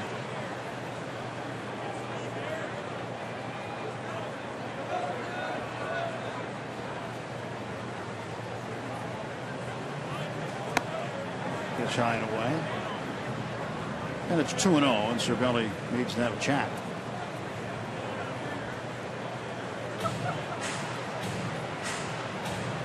That leadoff walk and Cervelli going out there. I don't know if that bullpen will see action shortly.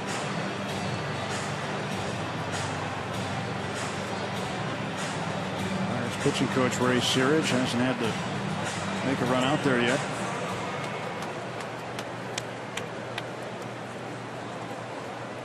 Probably thought about it a couple times tonight. Probably does it less, though, with the veteran pitchers on the hill. Oh, to the right side. Polanco on the run. He won't get it. Santana around second, heading for third. Santana's going to get waved home. Here's the throw to third base. And everybody's safe. A triple for Hernan Perez. It's now 3-1 Milwaukee. Ball stayed down in the corner a while. It's the 2nd time a leadoff walk has come back to burn Liriano. It might be the difference in the game.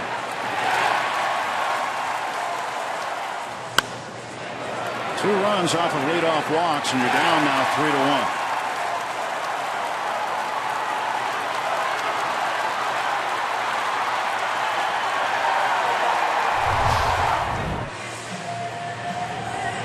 Series will make that visit out to Liriano.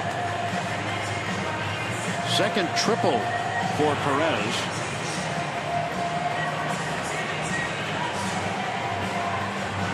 Still quiet. Oh, wait a minute. No, somebody's getting. Can't reach into the ball bag.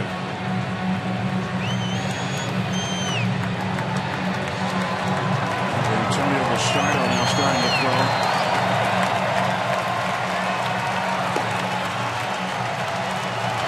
Pirates with action in the pen for the first time tonight behind Liriano. Infield will come in. Nobody out. Herrera at the plate. He chases one in the sand for a strike.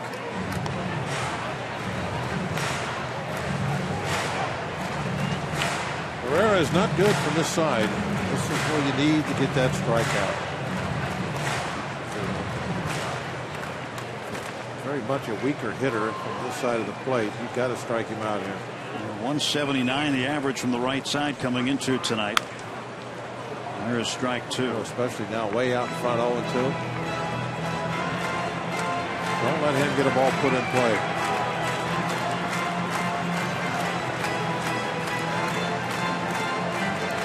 Boy, Taylor Youngman pretty fortunate tonight. He did not have his best stuff. Very good control, especially early in the game.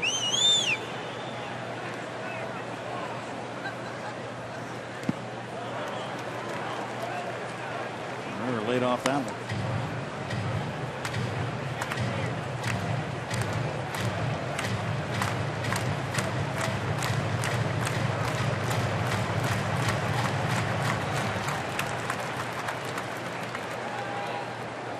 One ball, 2 strike count to Elian Herrera. Perez off of third base, and this one is belted to the corner, and it is gone. A home run for Herrera. I don't think that's a home run. It went over the yellow line. I think it came back. I think it hit the yellow line, came back on the field. Well, the umpire's all out there giving a home run sign. Yeah, no, they definitely called it a home run, but it looked like it hit the yellow line, bounced back.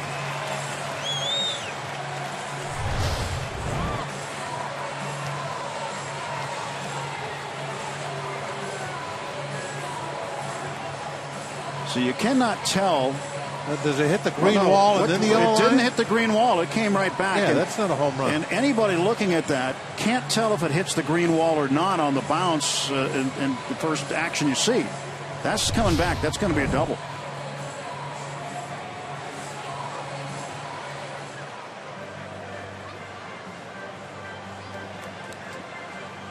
Clint Hurdle out to talk to the umpires. The umpires are talking it over. They're going to take a look at this one. Right now the scoreboard says 5-1. The review will be a crew chief challenge. And this area in left field is really tough to tell whether to hit that back wall. That back wall is very close. There is a separation between the outfield wall and the green wall that rises above it. That's why they have that yellow line on the padding to divide it. And even if it hits the top and bounces back, the angle you look at it straight on, it's difficult to tell whether it bounced off the green wall first look. But we saw the video, came right off the yellow and bounced back out without hitting the green wall in the back, which would be a home run. But this is probably going to be called back.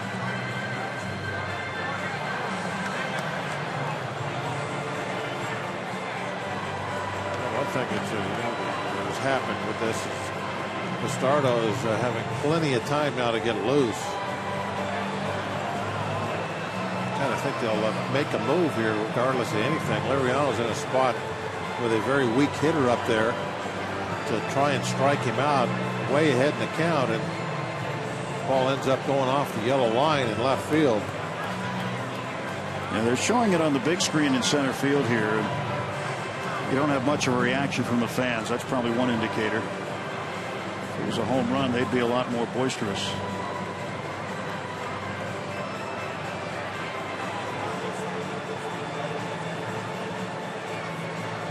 Probably harder to tell a home run or not in this ballpark in that area than perhaps any other park would go to.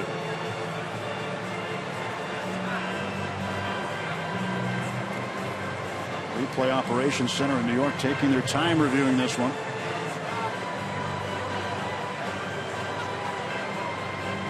And there does appear to be clear and convincing evidence, does there not? Well, yeah, it's hit off the yellow line, came back. So they're putting him back at second base. Take 2 runs off the board.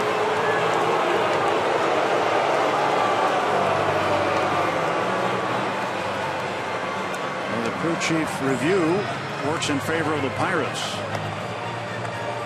And Perez.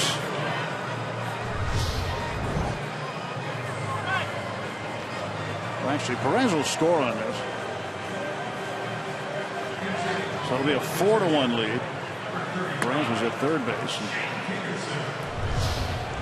He'll come in, and that's going to do it for Liriano. Ferreira is aboard. Liriano has allowed the first 3 hitters here in the 6th to reach. 2 of them have scored.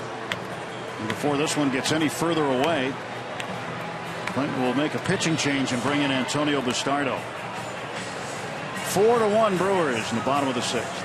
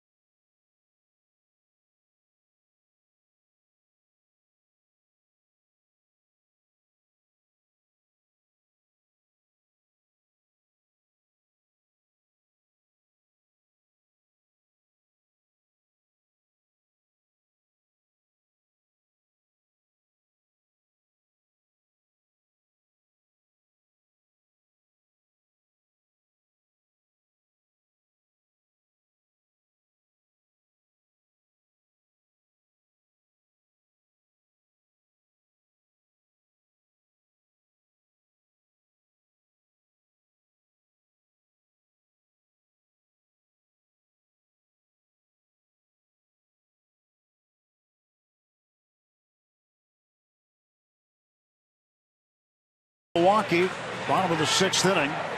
Still nobody out. Take a look at the Nissan Road ahead. Tomorrow night on the air at 7:30 on Root Sports. Jay Happ, the lefty, takes on Carlos Martinez, hard-throwing right-hander. Charlie Morton against Jaime Garcia on Saturday afternoon. And then Sunday night baseball will feature Lance Lynn and Garrett Cole. Last time we faced Lance Lynn, he had the shortest outing of his career, if I remember right.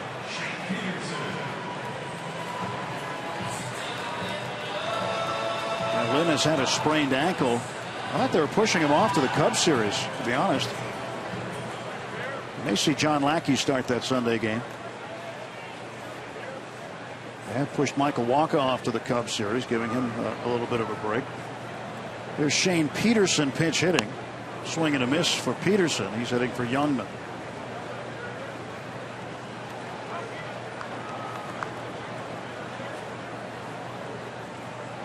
No balls and 1 strike to Peterson.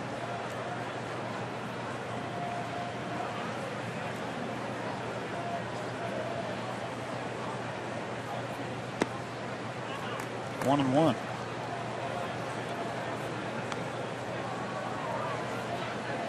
Lance Lynn was supposed to pitch the Friday game.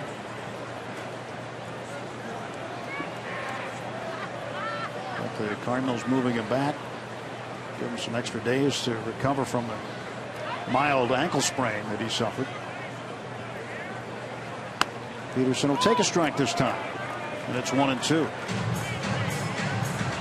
Peterson appeared as a pinch hitter last night. Came up and struck out promptly.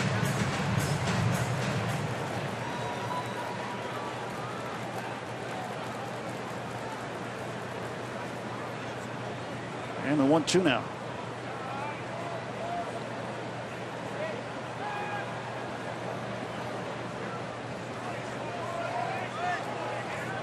Point Park University tweet: does Bernie Brewer have to go back up the slide when they overturn a home run?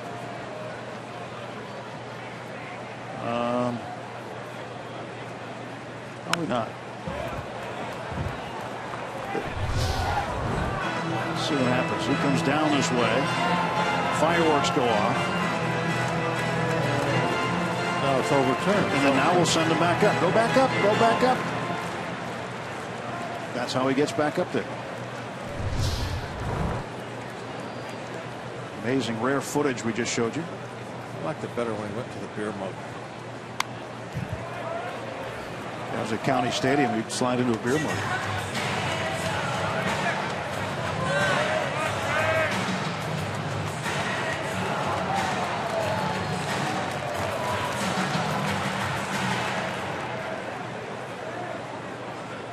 He's looking right down at that. He should have known that wasn't a home run. Got a good view of it. He might have been the only one.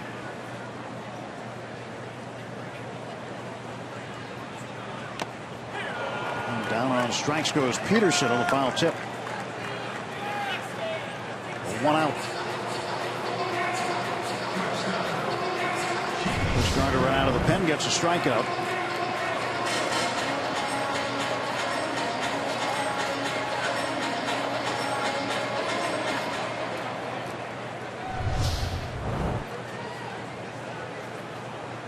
One on for Segura, who's 0 for 3. Segura flied to center in the first. He grounded out back to Liriano in the third, and then grounded out to Ramirez at third in the fifth. Sharp ground ball hit to Ramos.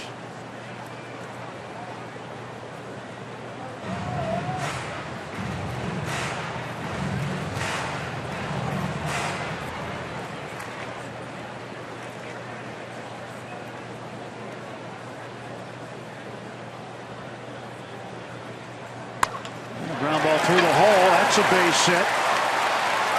And they're going to send him a stop and start. Harrison's throw will beat him there. And he is out. Boy, Herrera stopped going around third. He initially got the stop sign from third base coach Ed Cedar. And then started to go again. As Cedar waved him. So 2 men are out on a base running mistake by Herrera. I think he had some help from. Did J.A. fall down? And that's why that happened? Yeah, I think it was. I think J.A. fell down, and then Cedar fell down, and then everybody fell down. I think he was pointing up to Bernie Brewer, wondering if he was a sniper. And what's funny, though, 1 down, 2 down, 2 more down. Now, look out at second base. I don't know. I couldn't see it there. Segura goes down, rounding second base. Was it slippery out there? Yeah, it was like all of a sudden on an ice rink. Pickoff attempt. Would have been better time. They might have had a shot. Again, Herrera. He's stopping, and then looked like Ed was doing the hurdler stretch.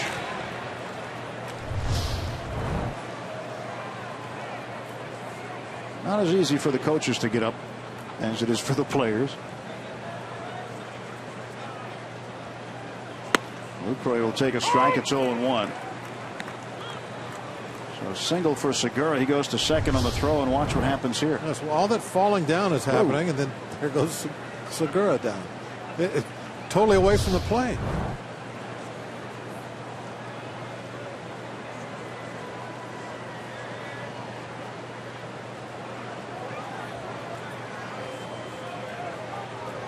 0-1 pitch coming. 11-game hitting streak for Lucroy. Longest one of his career. Behind in the count, 0-2.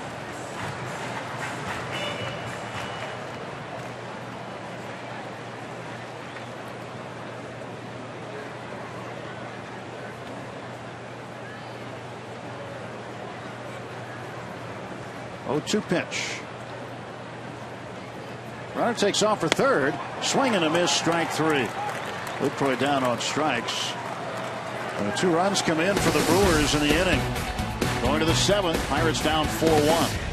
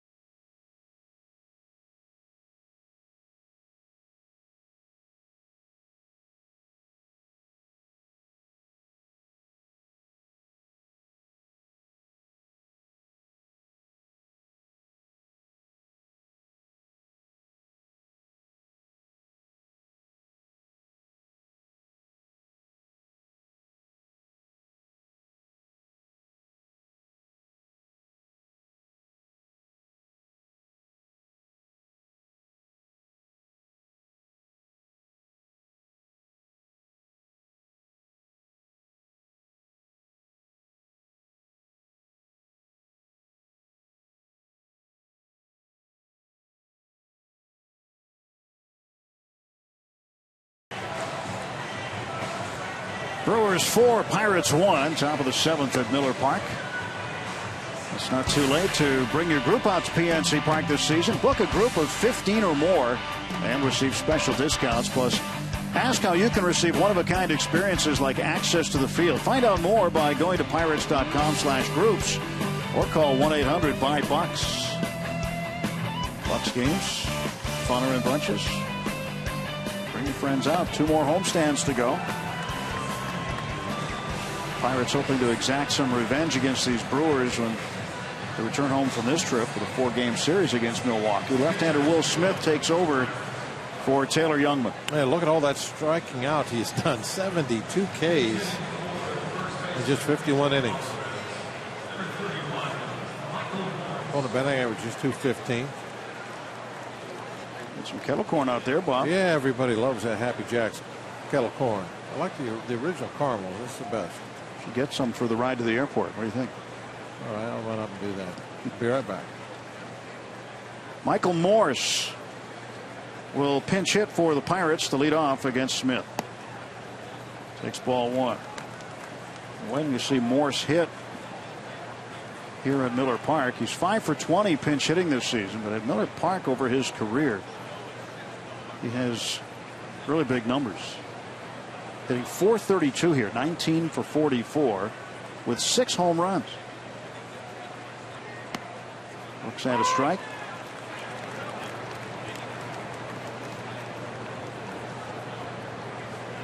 "13 career games at Miller Park. He's at 21 RBIs. He put on a show during batting practice. He's hitting them all over this place. Way. I put a couple up there off Bernie's slide.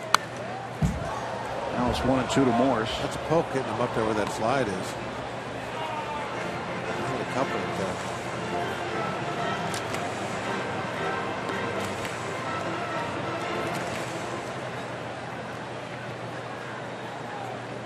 Long way to hit a ball. He didn't hit to the top. Hit it down at the bottom of the slide. There where it says Brewers. In the air to right.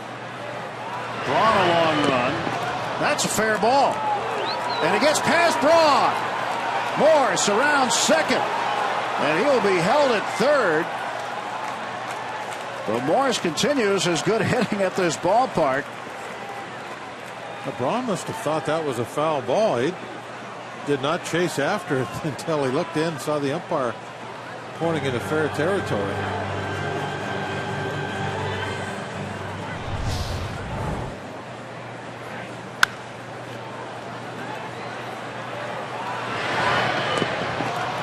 He bounced. He had to push himself off the wall and then chase it down.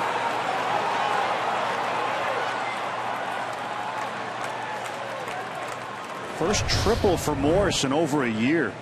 August 25th last year with the Giants was his last 3-base hit. Now the tying run on deck for the Bucks. Morse at third. Jordy Mercer up. And a 1-0 from Smith. 2-0.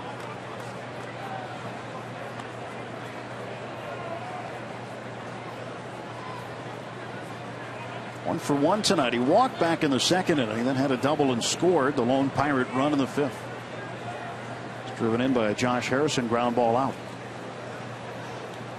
Morris a short lead at third. Will Smith deliver it? 2-0 pitch fouled off.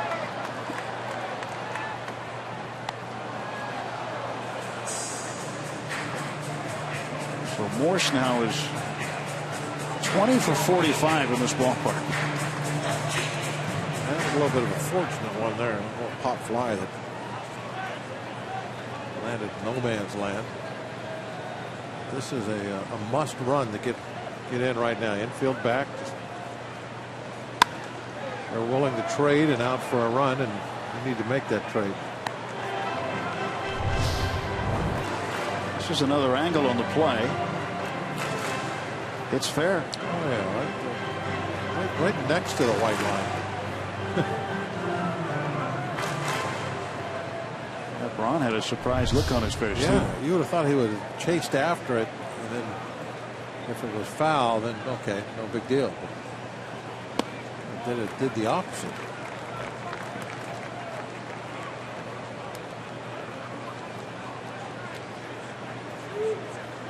That was a good look to see. Where we sit, we're shielded from that corner, from both corners, because of the way the stands jut out. So it was good to see where that hit. 3-2, belted to left field. This one will bounce and go off the wall. Morse will score, and Jordy Mercer into second base with his second double.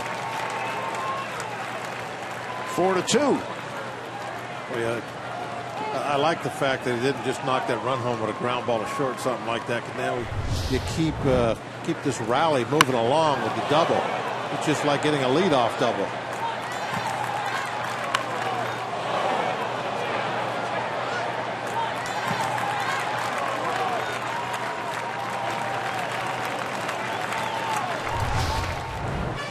Mercer with his 21st run batted in. 16th double. Now Rick Kranitz will come out and visit with Smith. With a pinch hitter coming up and Jung Ho Gun.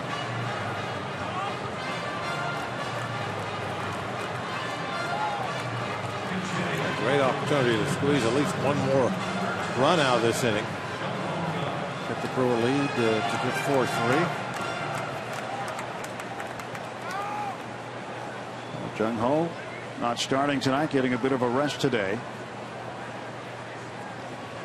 All these extra players that normally are in the starting lineup somewhere. It gives you a strong bench, those first couple guys you're bringing in. And for Jung Ho, too, getting used to this long season. He's already played what would amount to be a full season in Korea that he's been accustomed to.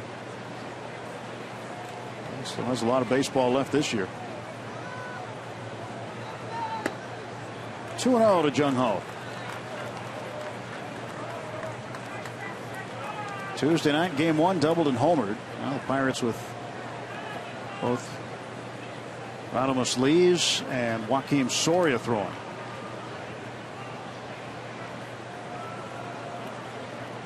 To Jung Ho.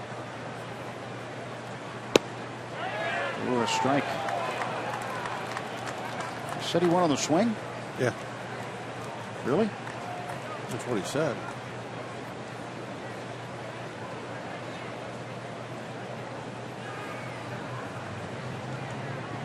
Well, instead of 3-0, it's 2-1.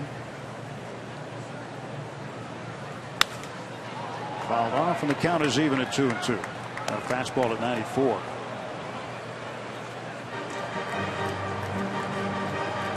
Bush brought a glove. Well, how excited is she? Pink lacing and a nice glove. Got a pink webbing also. So never forget it. Jung Ho grounds one up the middle, a base hit. Mercer will come around to score. And Jung Ho with an RBI base hit makes it a one-run ball game at 4-3. 3 straight hits off of Will Smith.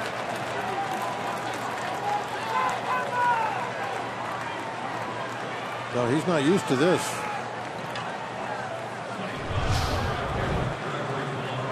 Saw on his numbers, he doesn't give up very many base hits. Strikes out a lot of people.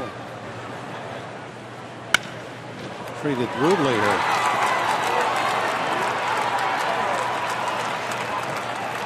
I need a home run, and the Pirates will hit for the cycle this inning. A triple, double, and a single in the first 3 batters. The tying run is at first. Mercer had the double to get Morse home.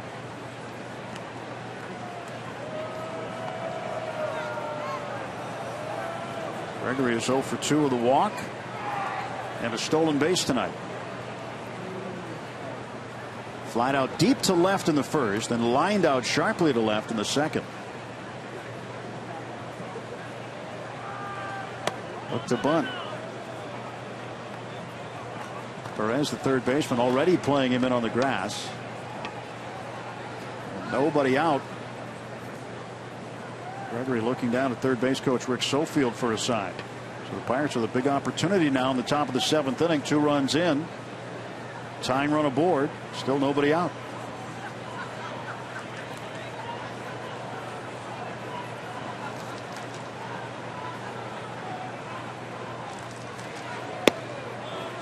Takes low. 2-0.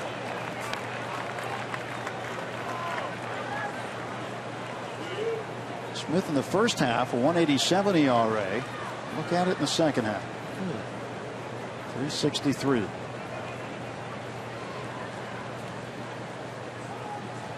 Back in June, he was suspended for 6 days. Pitched that well, I guess, maybe since the suspension. Polanco fouls off the bunt, came back up, hit his bat. Definitely started the season hot.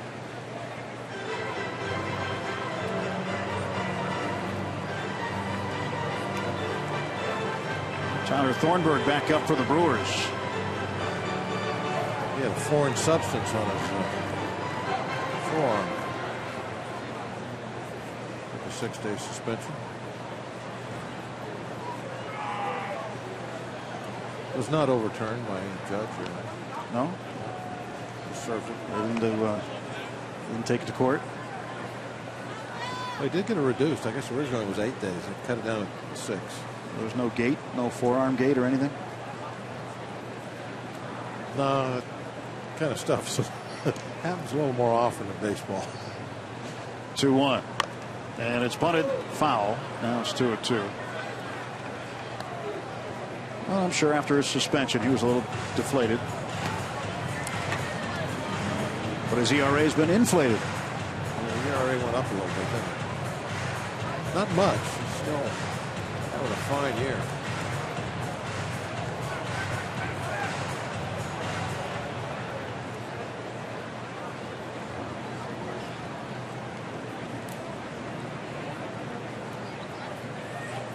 Polanco pointing over to the dugout or third base side somewhere.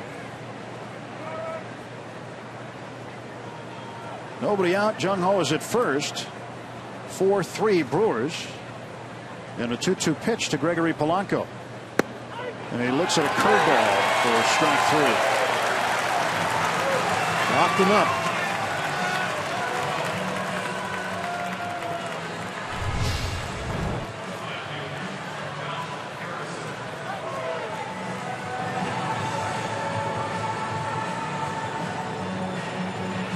Thought for a moment it was going to be inside, and just a little bit of a hesitation, and you can't pull the trigger.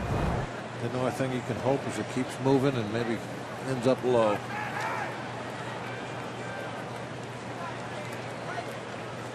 Jay Hayes 1 for 3 tonight with a run batted in. First pitch to Harrison from Smith. Strike call.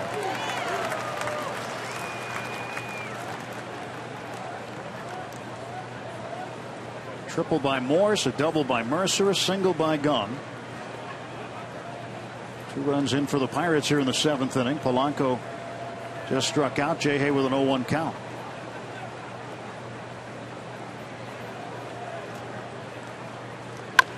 And a ground ball toward the middle. Segura will step on the bag, throws to first, throws offline, and Jay Hay's safe. Well, Gung is retired on the force out at second. The inning's still alive. That was a nice save by Rogers. He doesn't come off the bag and make that catch. You know, I think it's much easier double play now. I watched that. Just flip it to the second baseman. And Herrera was right there waiting. Yeah.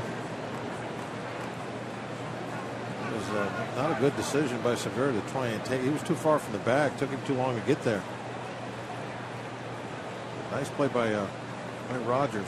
Keeping that ball out of the dugout.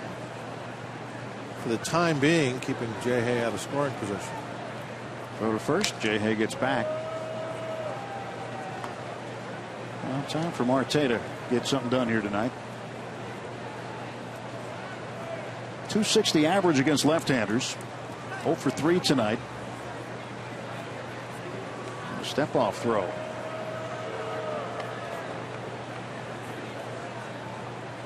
Jay Hay badly wants to run.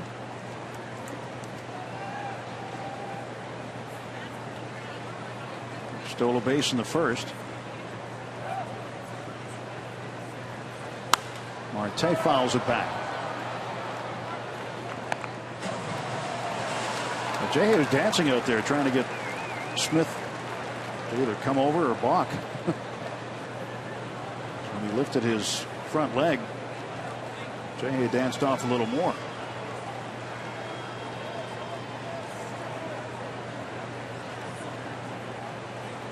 There he goes.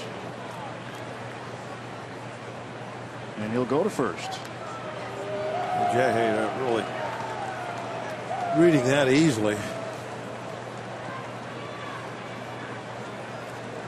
2 outs, top of the 7th. Pirates have closed the gap to a single run.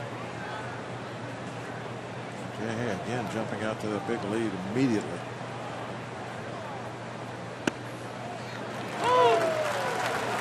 And a good pitch to let go. Not a good pitch to let go. Yeah, that was a bit of a hanging breaking ball. Marte would love to have another one like that to hit.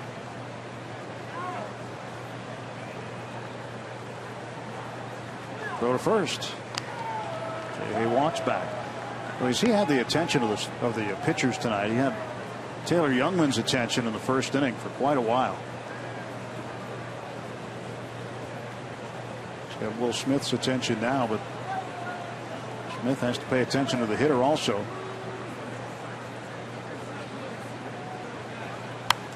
Marte takes the off-speed pitch, fouls it off. With all the sliding around he was doing on the bases early, and then a couple of times out in the outfield tonight. He spent a lot of tonight laying in the grass or the dirt somewhere. Uniform doesn't look that bad though for. Well, considering how his night started, he's got to been down in the dirt or the grass a dozen times at least tonight.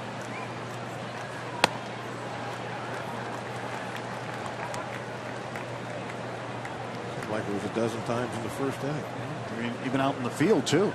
A diving attempt. He fell down before he threw a guy out at the plate.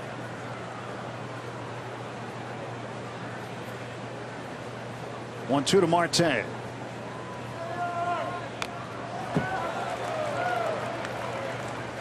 Starling stays alive. How about Smith with 27 pitches thrown this inning? He's not accustomed to that either. He's usually out for the 7th inning. That's it. He's made this one closer. Yeah, he's given up a couple of runs in those 27 pitches. Thank you.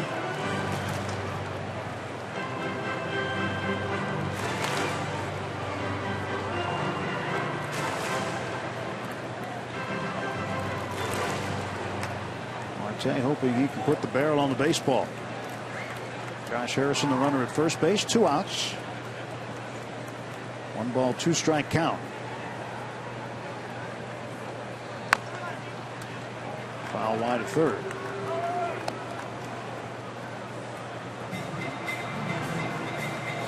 Pirates will board a plane after this one and head to St. Louis. 3 games with the Cardinals and off to Cincinnati. 3 games with the Reds before returning home.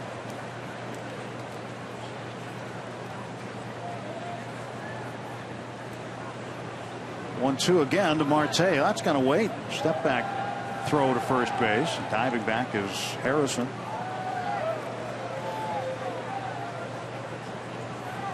Step off move, trying to catch Jay when he's bouncing off, real aggressive.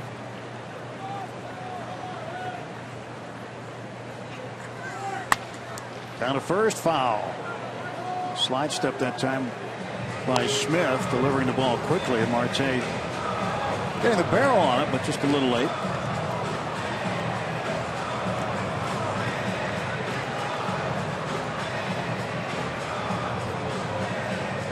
And Braun gets it up to a Taylor Youngman fan.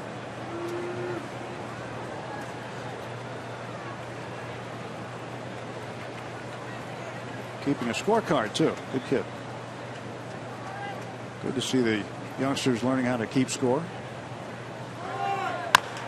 Bouncer toward the middle, and a jump throw won't be in time. It's a base hit for Marte. Herrera gave it a shot, but it was too late. Well, you got to go to second base on that. You got a runner at first. They're really not playing very well up the middle. You can see why they didn't, though, is Segura went for the baseball instead of going to the bag. You're never going to throw out Marte. Never. Will Smith will be removed from the ballgame. Red Counsell comes to get him. Smith gives up 2 runs on 4 hits. And there are 2 men on base still. Pirates down by a run.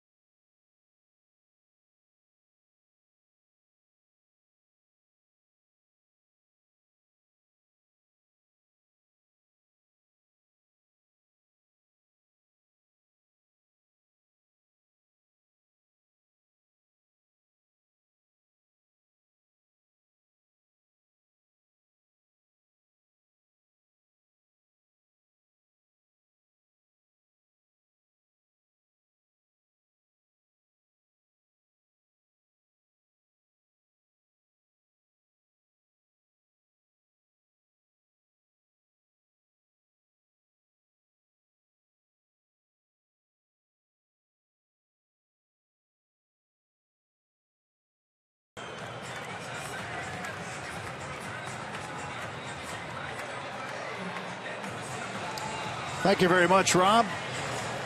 Pirates trying to tie this one up. They'll face right-hander Tyler Thornburg Comes on after Will Smith threw 30 pitches to get 2 outs. And not what they're normally used to getting out of Will Smith, that's for sure. Marte at first, Harrison at second, Ramirez at the plate. And Ramirez goes after the first pitch, fouls it back.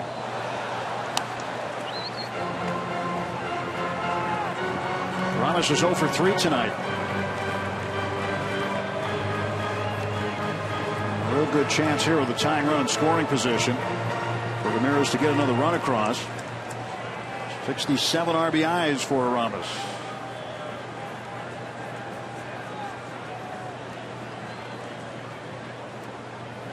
Oh, 1 pitch.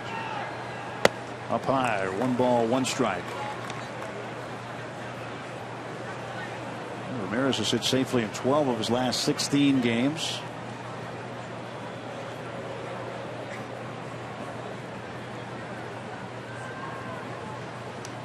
Thornburg appeared in last night's ball game. His last pitcher out there for Milwaukee. 1-2 now.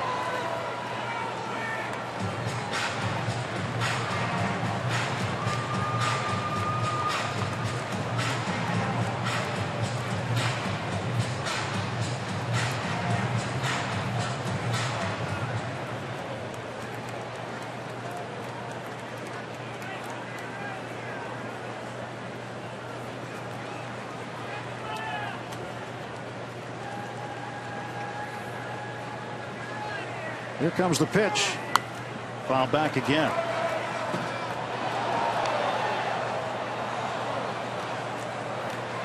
1-2 now. Ramirez, who's honored today before the game by the Brewers. Played in 455 games as a Brewer. 2012 to this year. He was traded to the Pirates. 2 on, 2 out, 1-2 pitch. Ramirez hits it down to third, foul. That was a nice thing that the Brewers did for him, but I'm thinking it was a little bit more of an honor. Congratulating Aramis Ramirez for his achievements while playing for.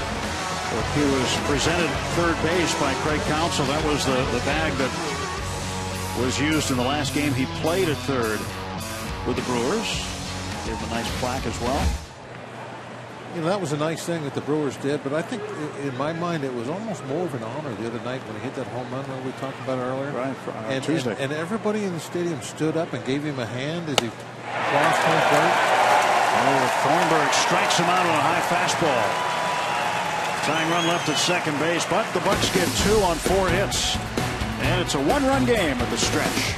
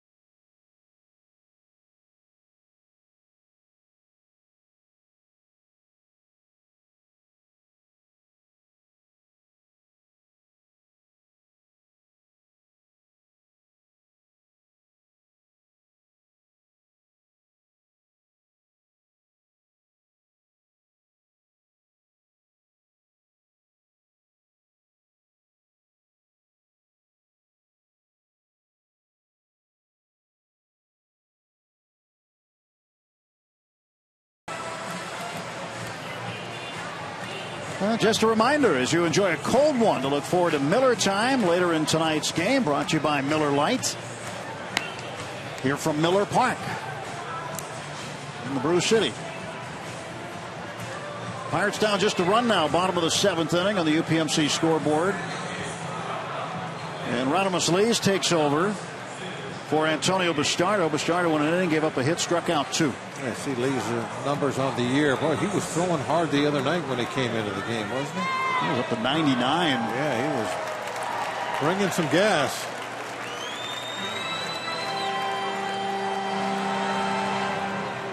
Jung Ho Kang remains in the game at third base. And Michael Morse stays in. He's at first.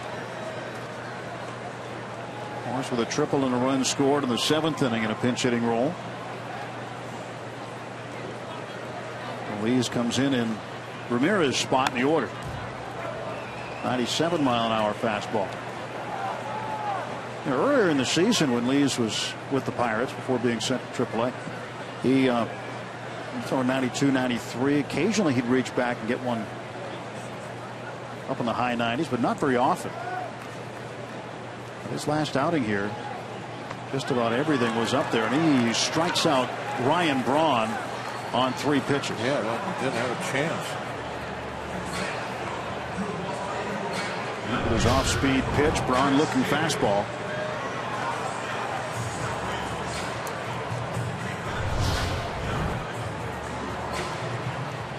One out for Milwaukee in the bottom of the 7th. Chris Davis. Wow, right by him at 96. Lees went into the rotation in AAA. Hey, usually guys get moved to the bullpen, they throw harder. Went the other way with him. He delivers strike 2. So he's thrown 5 pitches, and 5 of them have been strikes. Or 2 scoreless innings Tuesday night. Struck out 2 of the 6 he faced. And a line drive snared by Walker. Oh, what a play by Neil Walker on a snow cone catch, climbing the ladder all the way up and absolutely stealing a hit from Chris Davis. And they had him positioned real nice too, playing up over the middle.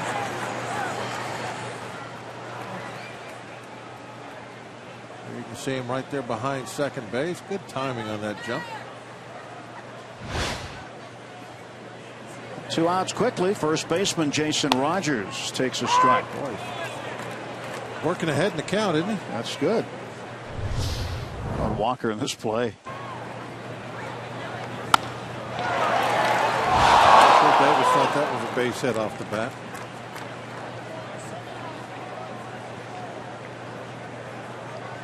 For 1 tonight for Rogers. He has walked, and he chases that one, and he strikes out. Wow, how impressive was that? Oh, what do you say about Lees? A little help from Walker. Lees strikes out 2.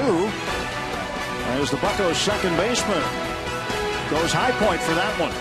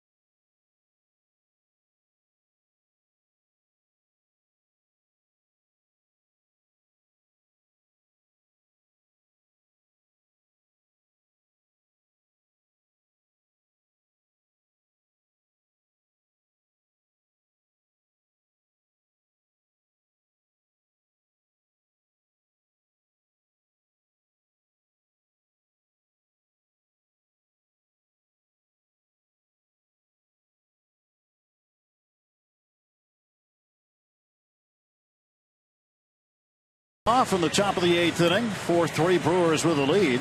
Mills 0 for 3, and maybe that catch that he made will help him get on base here. He would represent the tying run, and he'll face Jeremy Jeffress, who pitched 2 scoreless last night and got the win in relief of Zach Davies. Well, Jeffress always seems to give us a hard time, but we're not alone. He's a fine pitcher. You see by his numbers there. It's a lot of outs, almost a strikeout per inning.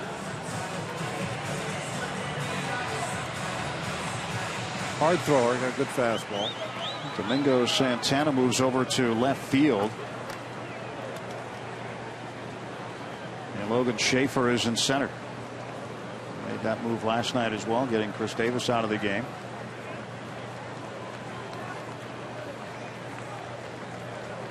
Jeremy Jeffress on to pitch in the top of the 8th inning. 4 runs on 8 hits for the Brewers, 3 runs, 7 hits for the Pirates. Each team has left 7. Ball 1 up high.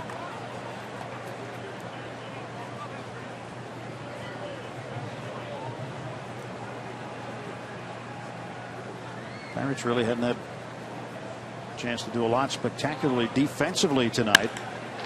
Line shot right at Segura. Ball almost got out of his glove. He almost ended up moving too far to his left.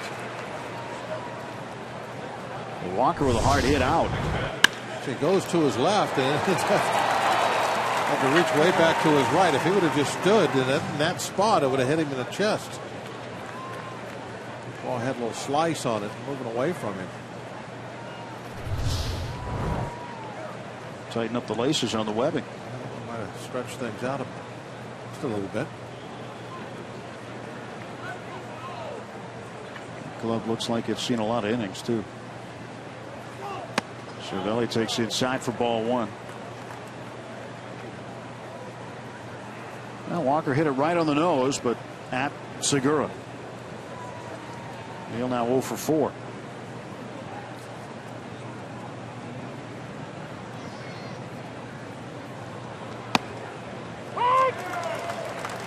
One and one. And Jeffress was awarded the victory last night by the official score because he pitched effectively. Had the most effective outing of any of the Brewers pitchers last night.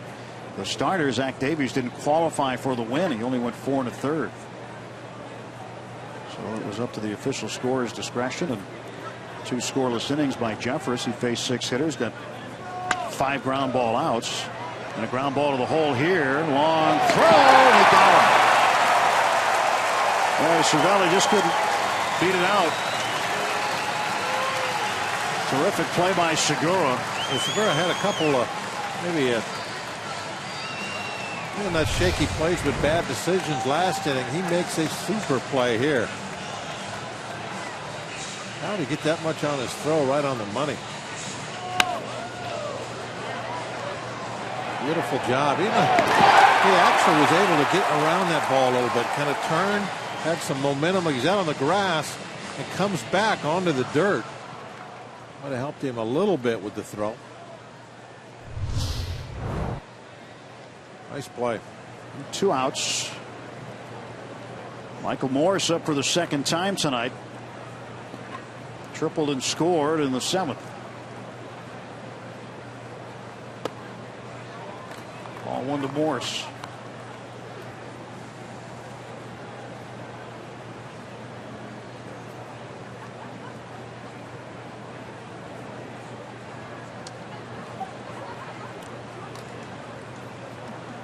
One-0 from Jeffress to Morse. 2-0.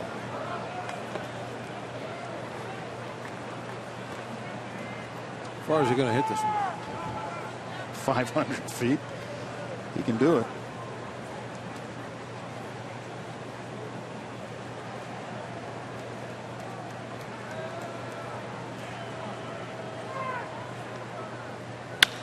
Goes to right field. That ball is going to be fair. It's going to be a triple, huh? Morse around first into second base, and he will settle for a double.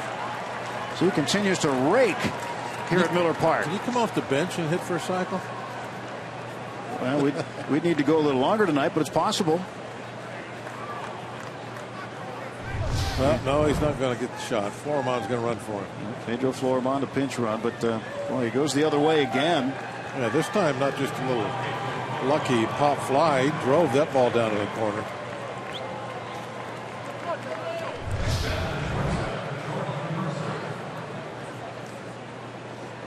Well, Morris finishes 2 for 2. Pedro Floremon, who's back, came back yesterday. Added to the Pirates bench just primarily for this reason now. He'll be used in a number of pinch running situations. Jordy Mercer has 2 doubles tonight. 2 for 2 for him. He's scored twice. Takes inside for ball 1. So the tying run in scoring position. 2 men out. Top of the 8th.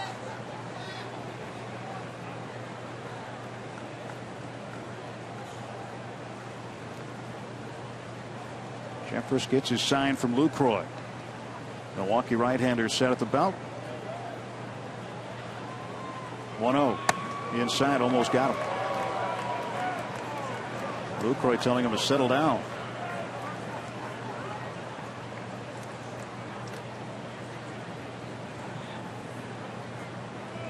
Hopefully Jordy can keep that hot bat going.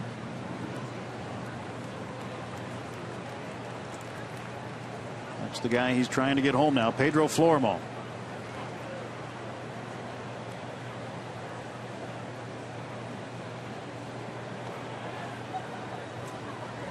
A guy like Floremon, this is what you expect, but you get in games late in close games.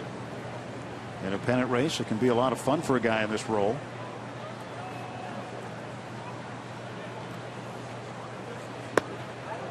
Three and 0 to Mercer.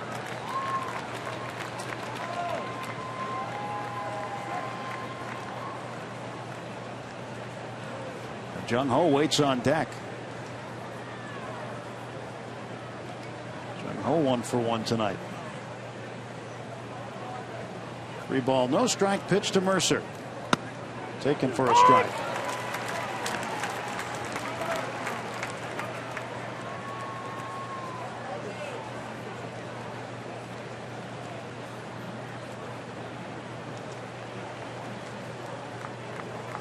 Jeffress, the 8th inning guy normally, did pitch 2 innings last night. Trying to protect a 1-run lead for Milwaukee. Mercer trying to spoil it. And he walks. Well, the inning's still alive now. 2 men on. Tying run at second. The go-ahead runs at first for Jung Ho Kang, who homered here on Tuesday night.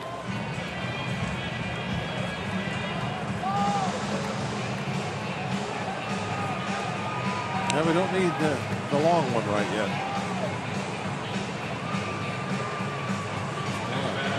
Nice firm single through the infield will be just fine.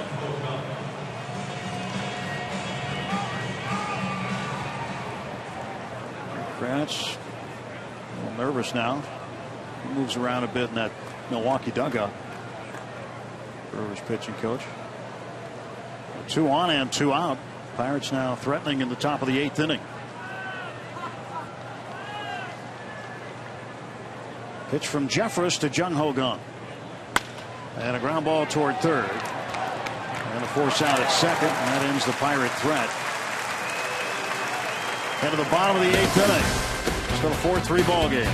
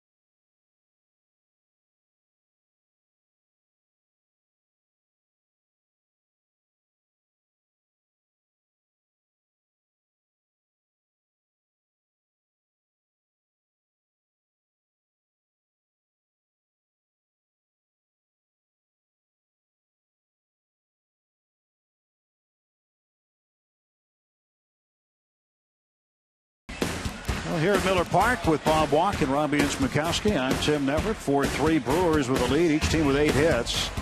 Francisco Liriano went 5, gave up 4 earned runs. Jordy Mercer has a pair of doubles and an RBI in this one. He scored twice. Taylor Youngman, 6 innings, 1 earned run. And Hernan Perez waited to come up. Perez with a single, a sacrifice fly, and a triple and a run score. Domingo Santana, the left fielder, leads off against Rodimus Lees, who had a 9-pitch inning last time out with 2 strikeouts. And that's his 10th pitch of the game. All 10 have been strikes.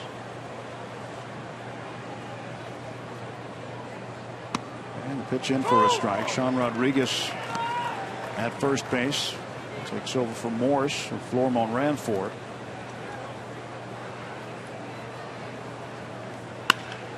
Up in the air to right field and deep. Back goes Polanco. That's a home run.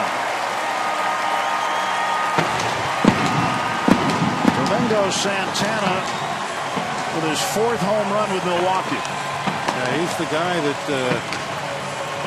everybody loves around here as far as the young guys that they brought in. Got him from Houston.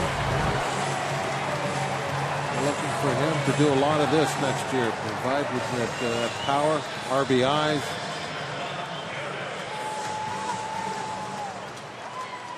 Nothing Polanco could do. Perez fouls the first pitch back for strike 1.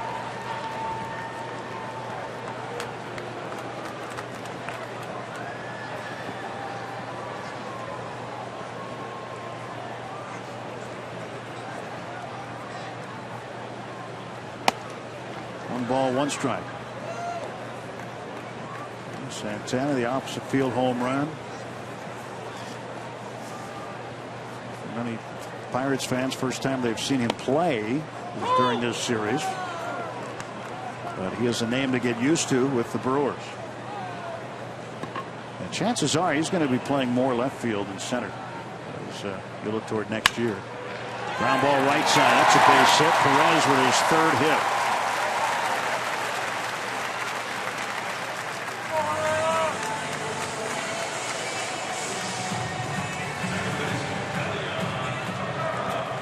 After tonight's game, the Pirates are off to St. Louis for a weekend series against the Cardinals. Our coverage starts tomorrow at 7:30 with Pirates pregame presented by W.B. Mason on Root Sports.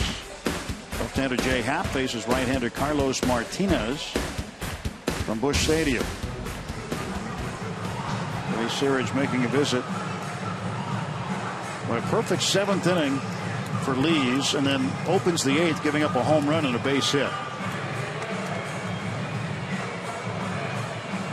Yeah, it's hard to figure out sometimes, isn't it? I mean, he couldn't have looked more dominant. They were backing out of there on the breaking balls and throwing fastballs by him.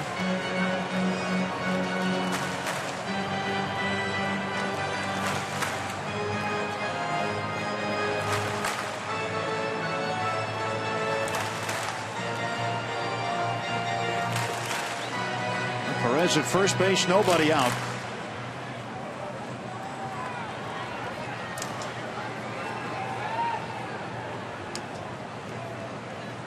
Pitch to Elian Herrera.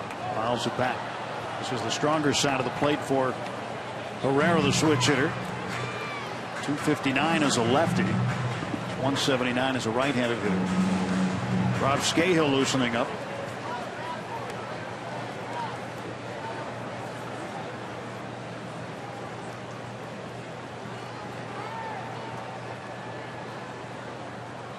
Oh, 1 coming now to Herrera. And he'll take a strike. 0-2. And Herrera doubled in the 6th and was thrown out trying to score on a base hit by Segura. Unusual play as the third base coach Ed Cedar fell down. Josh Harrison fell down. And Segura fell down going around second. Herrera goes down on strikes. 3rd strikeout for Lees. 1 gone for the Brewers in the bottom of the 8th.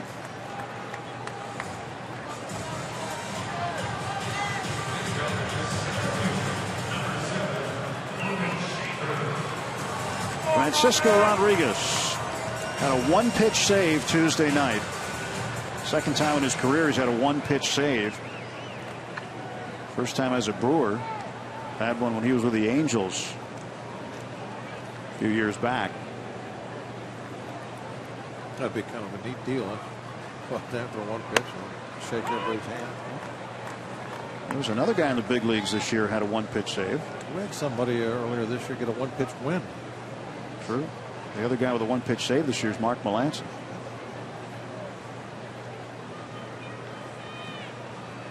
Bernie Brewer's dad. 0-1 to Logan Schaefer. It's outside. 1 ball and 1 strike.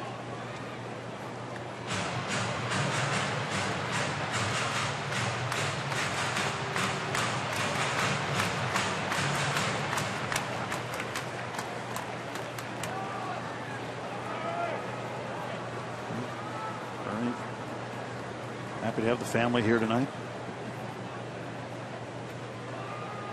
1-1 to Schaefer. Down the left field side. That one is sliced foul.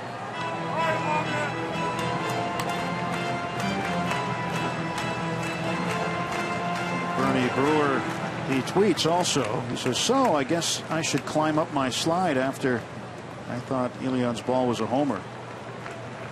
Just halfway since it was a double. You can see the family resemblance. Yep. Very close. I'm sure he's proud of his son, Bernie. Ground ball right to the middle. Mercer steps on the bag for one. There's a double play. And the inning is over, but an insurance run, a big one. And it's Domingo Santana. Hits one out. Going to the 9th inning.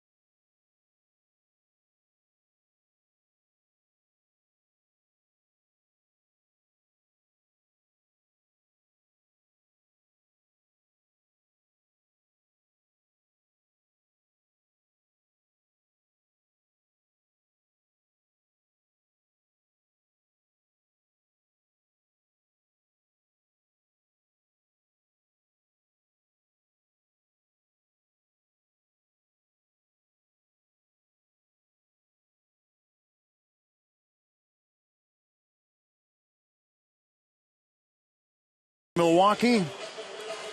The Brewers 3 outs away from sweeping the Pirates for the 2nd consecutive series, but the Bucks trying to battle back here in the top half of the 9th inning, down 5-3. They'll have to do it against the closer Francisco Rodriguez. K-Rod has 380 career saves. He is 7th on the all-time list, 10 behind Hall of Famer Dennis Eckersley.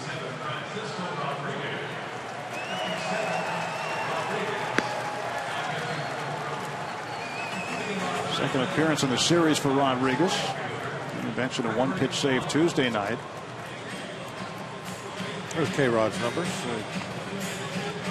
0-3 record, but that's not what closers concern themselves with. They're looking at saves and opportunities.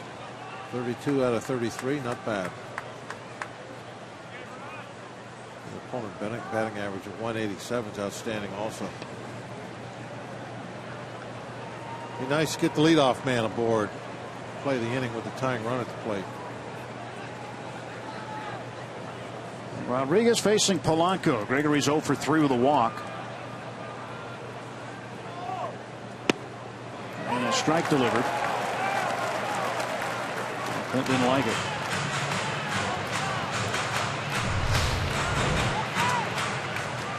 See if K-Rod gets a call here or not. Yep, he did.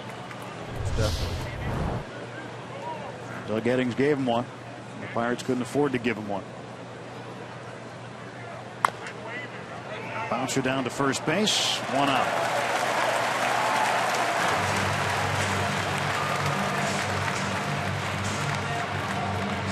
This is certainly not the way the Pirates had envisioned starting this road trip. Losing the first two outs away from losing 3 in a row here. No, I think everybody's been looking forward to and talking about that series in St. Louis. I know we have for a couple of weeks off the air, just thinking about what that will mean. And I didn't think the 3 games leading up to it would be like this. But still got 2 outs left.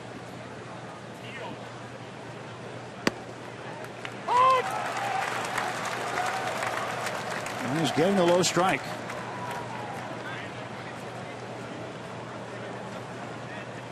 A lot different when you're 1-0 instead of 0-1.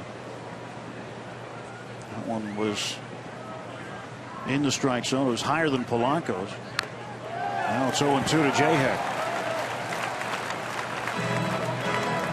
This trip began with Garrett Cole on the hill. Good feelings about that start, but it turned out where ended up being one of his poor starts in his young career. Only with 4 innings, 5 earned runs for just the second time. You didn't see that one, and then last night another loss, and then this one low. 1 ball, 2 strikes. And there's Andrew McCutchen with a helmet on. Ready to hit if need be. Get somebody on. Get a shot at tying this up. McCutchen, the National League Player of the Month for August. 1-2 to Jayheck. And a bouncing ball to the left side of the infield. And then Perez throws him out. Bucks down to the last out.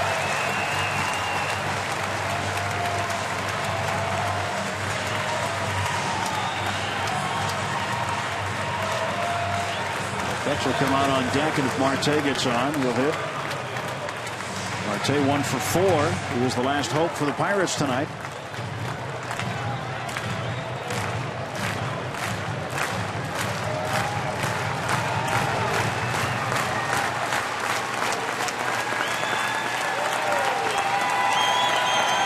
Only 2,000 plus on their feet at Miller Park.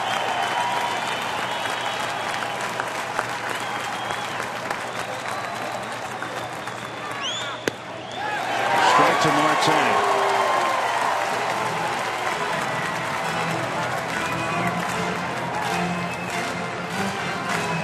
Gotta get on any way he can right now. Chopper beat it out something. Gotta get touched to the plate, give him a chance. Domingo Santana's home run. Big insurance run for the Brewers. Marte, bouncing ball to Segura. And the Brewers have swept the Pirates for the second straight time here in Miller Park. The Pirates lose a half a game to the Cardinals tonight, to the 6.5 back. It's a tough one tonight, the way it started. You get, one of your very best pitchers on the mound, and Francisco, you're feeling good about it, and it really looked like Youngman was really going to have a bad outing. He struggled with his control there early, first two innings through 50 pitches. But he settled down, and it ended up being Francisco that had the problems with the walks. 5 walks tonight for Liriano. He gave up 5 earned runs. Well, we just never did get the offense going that kind of thought we were going to here in this ballpark. So the Pirates fall here tonight.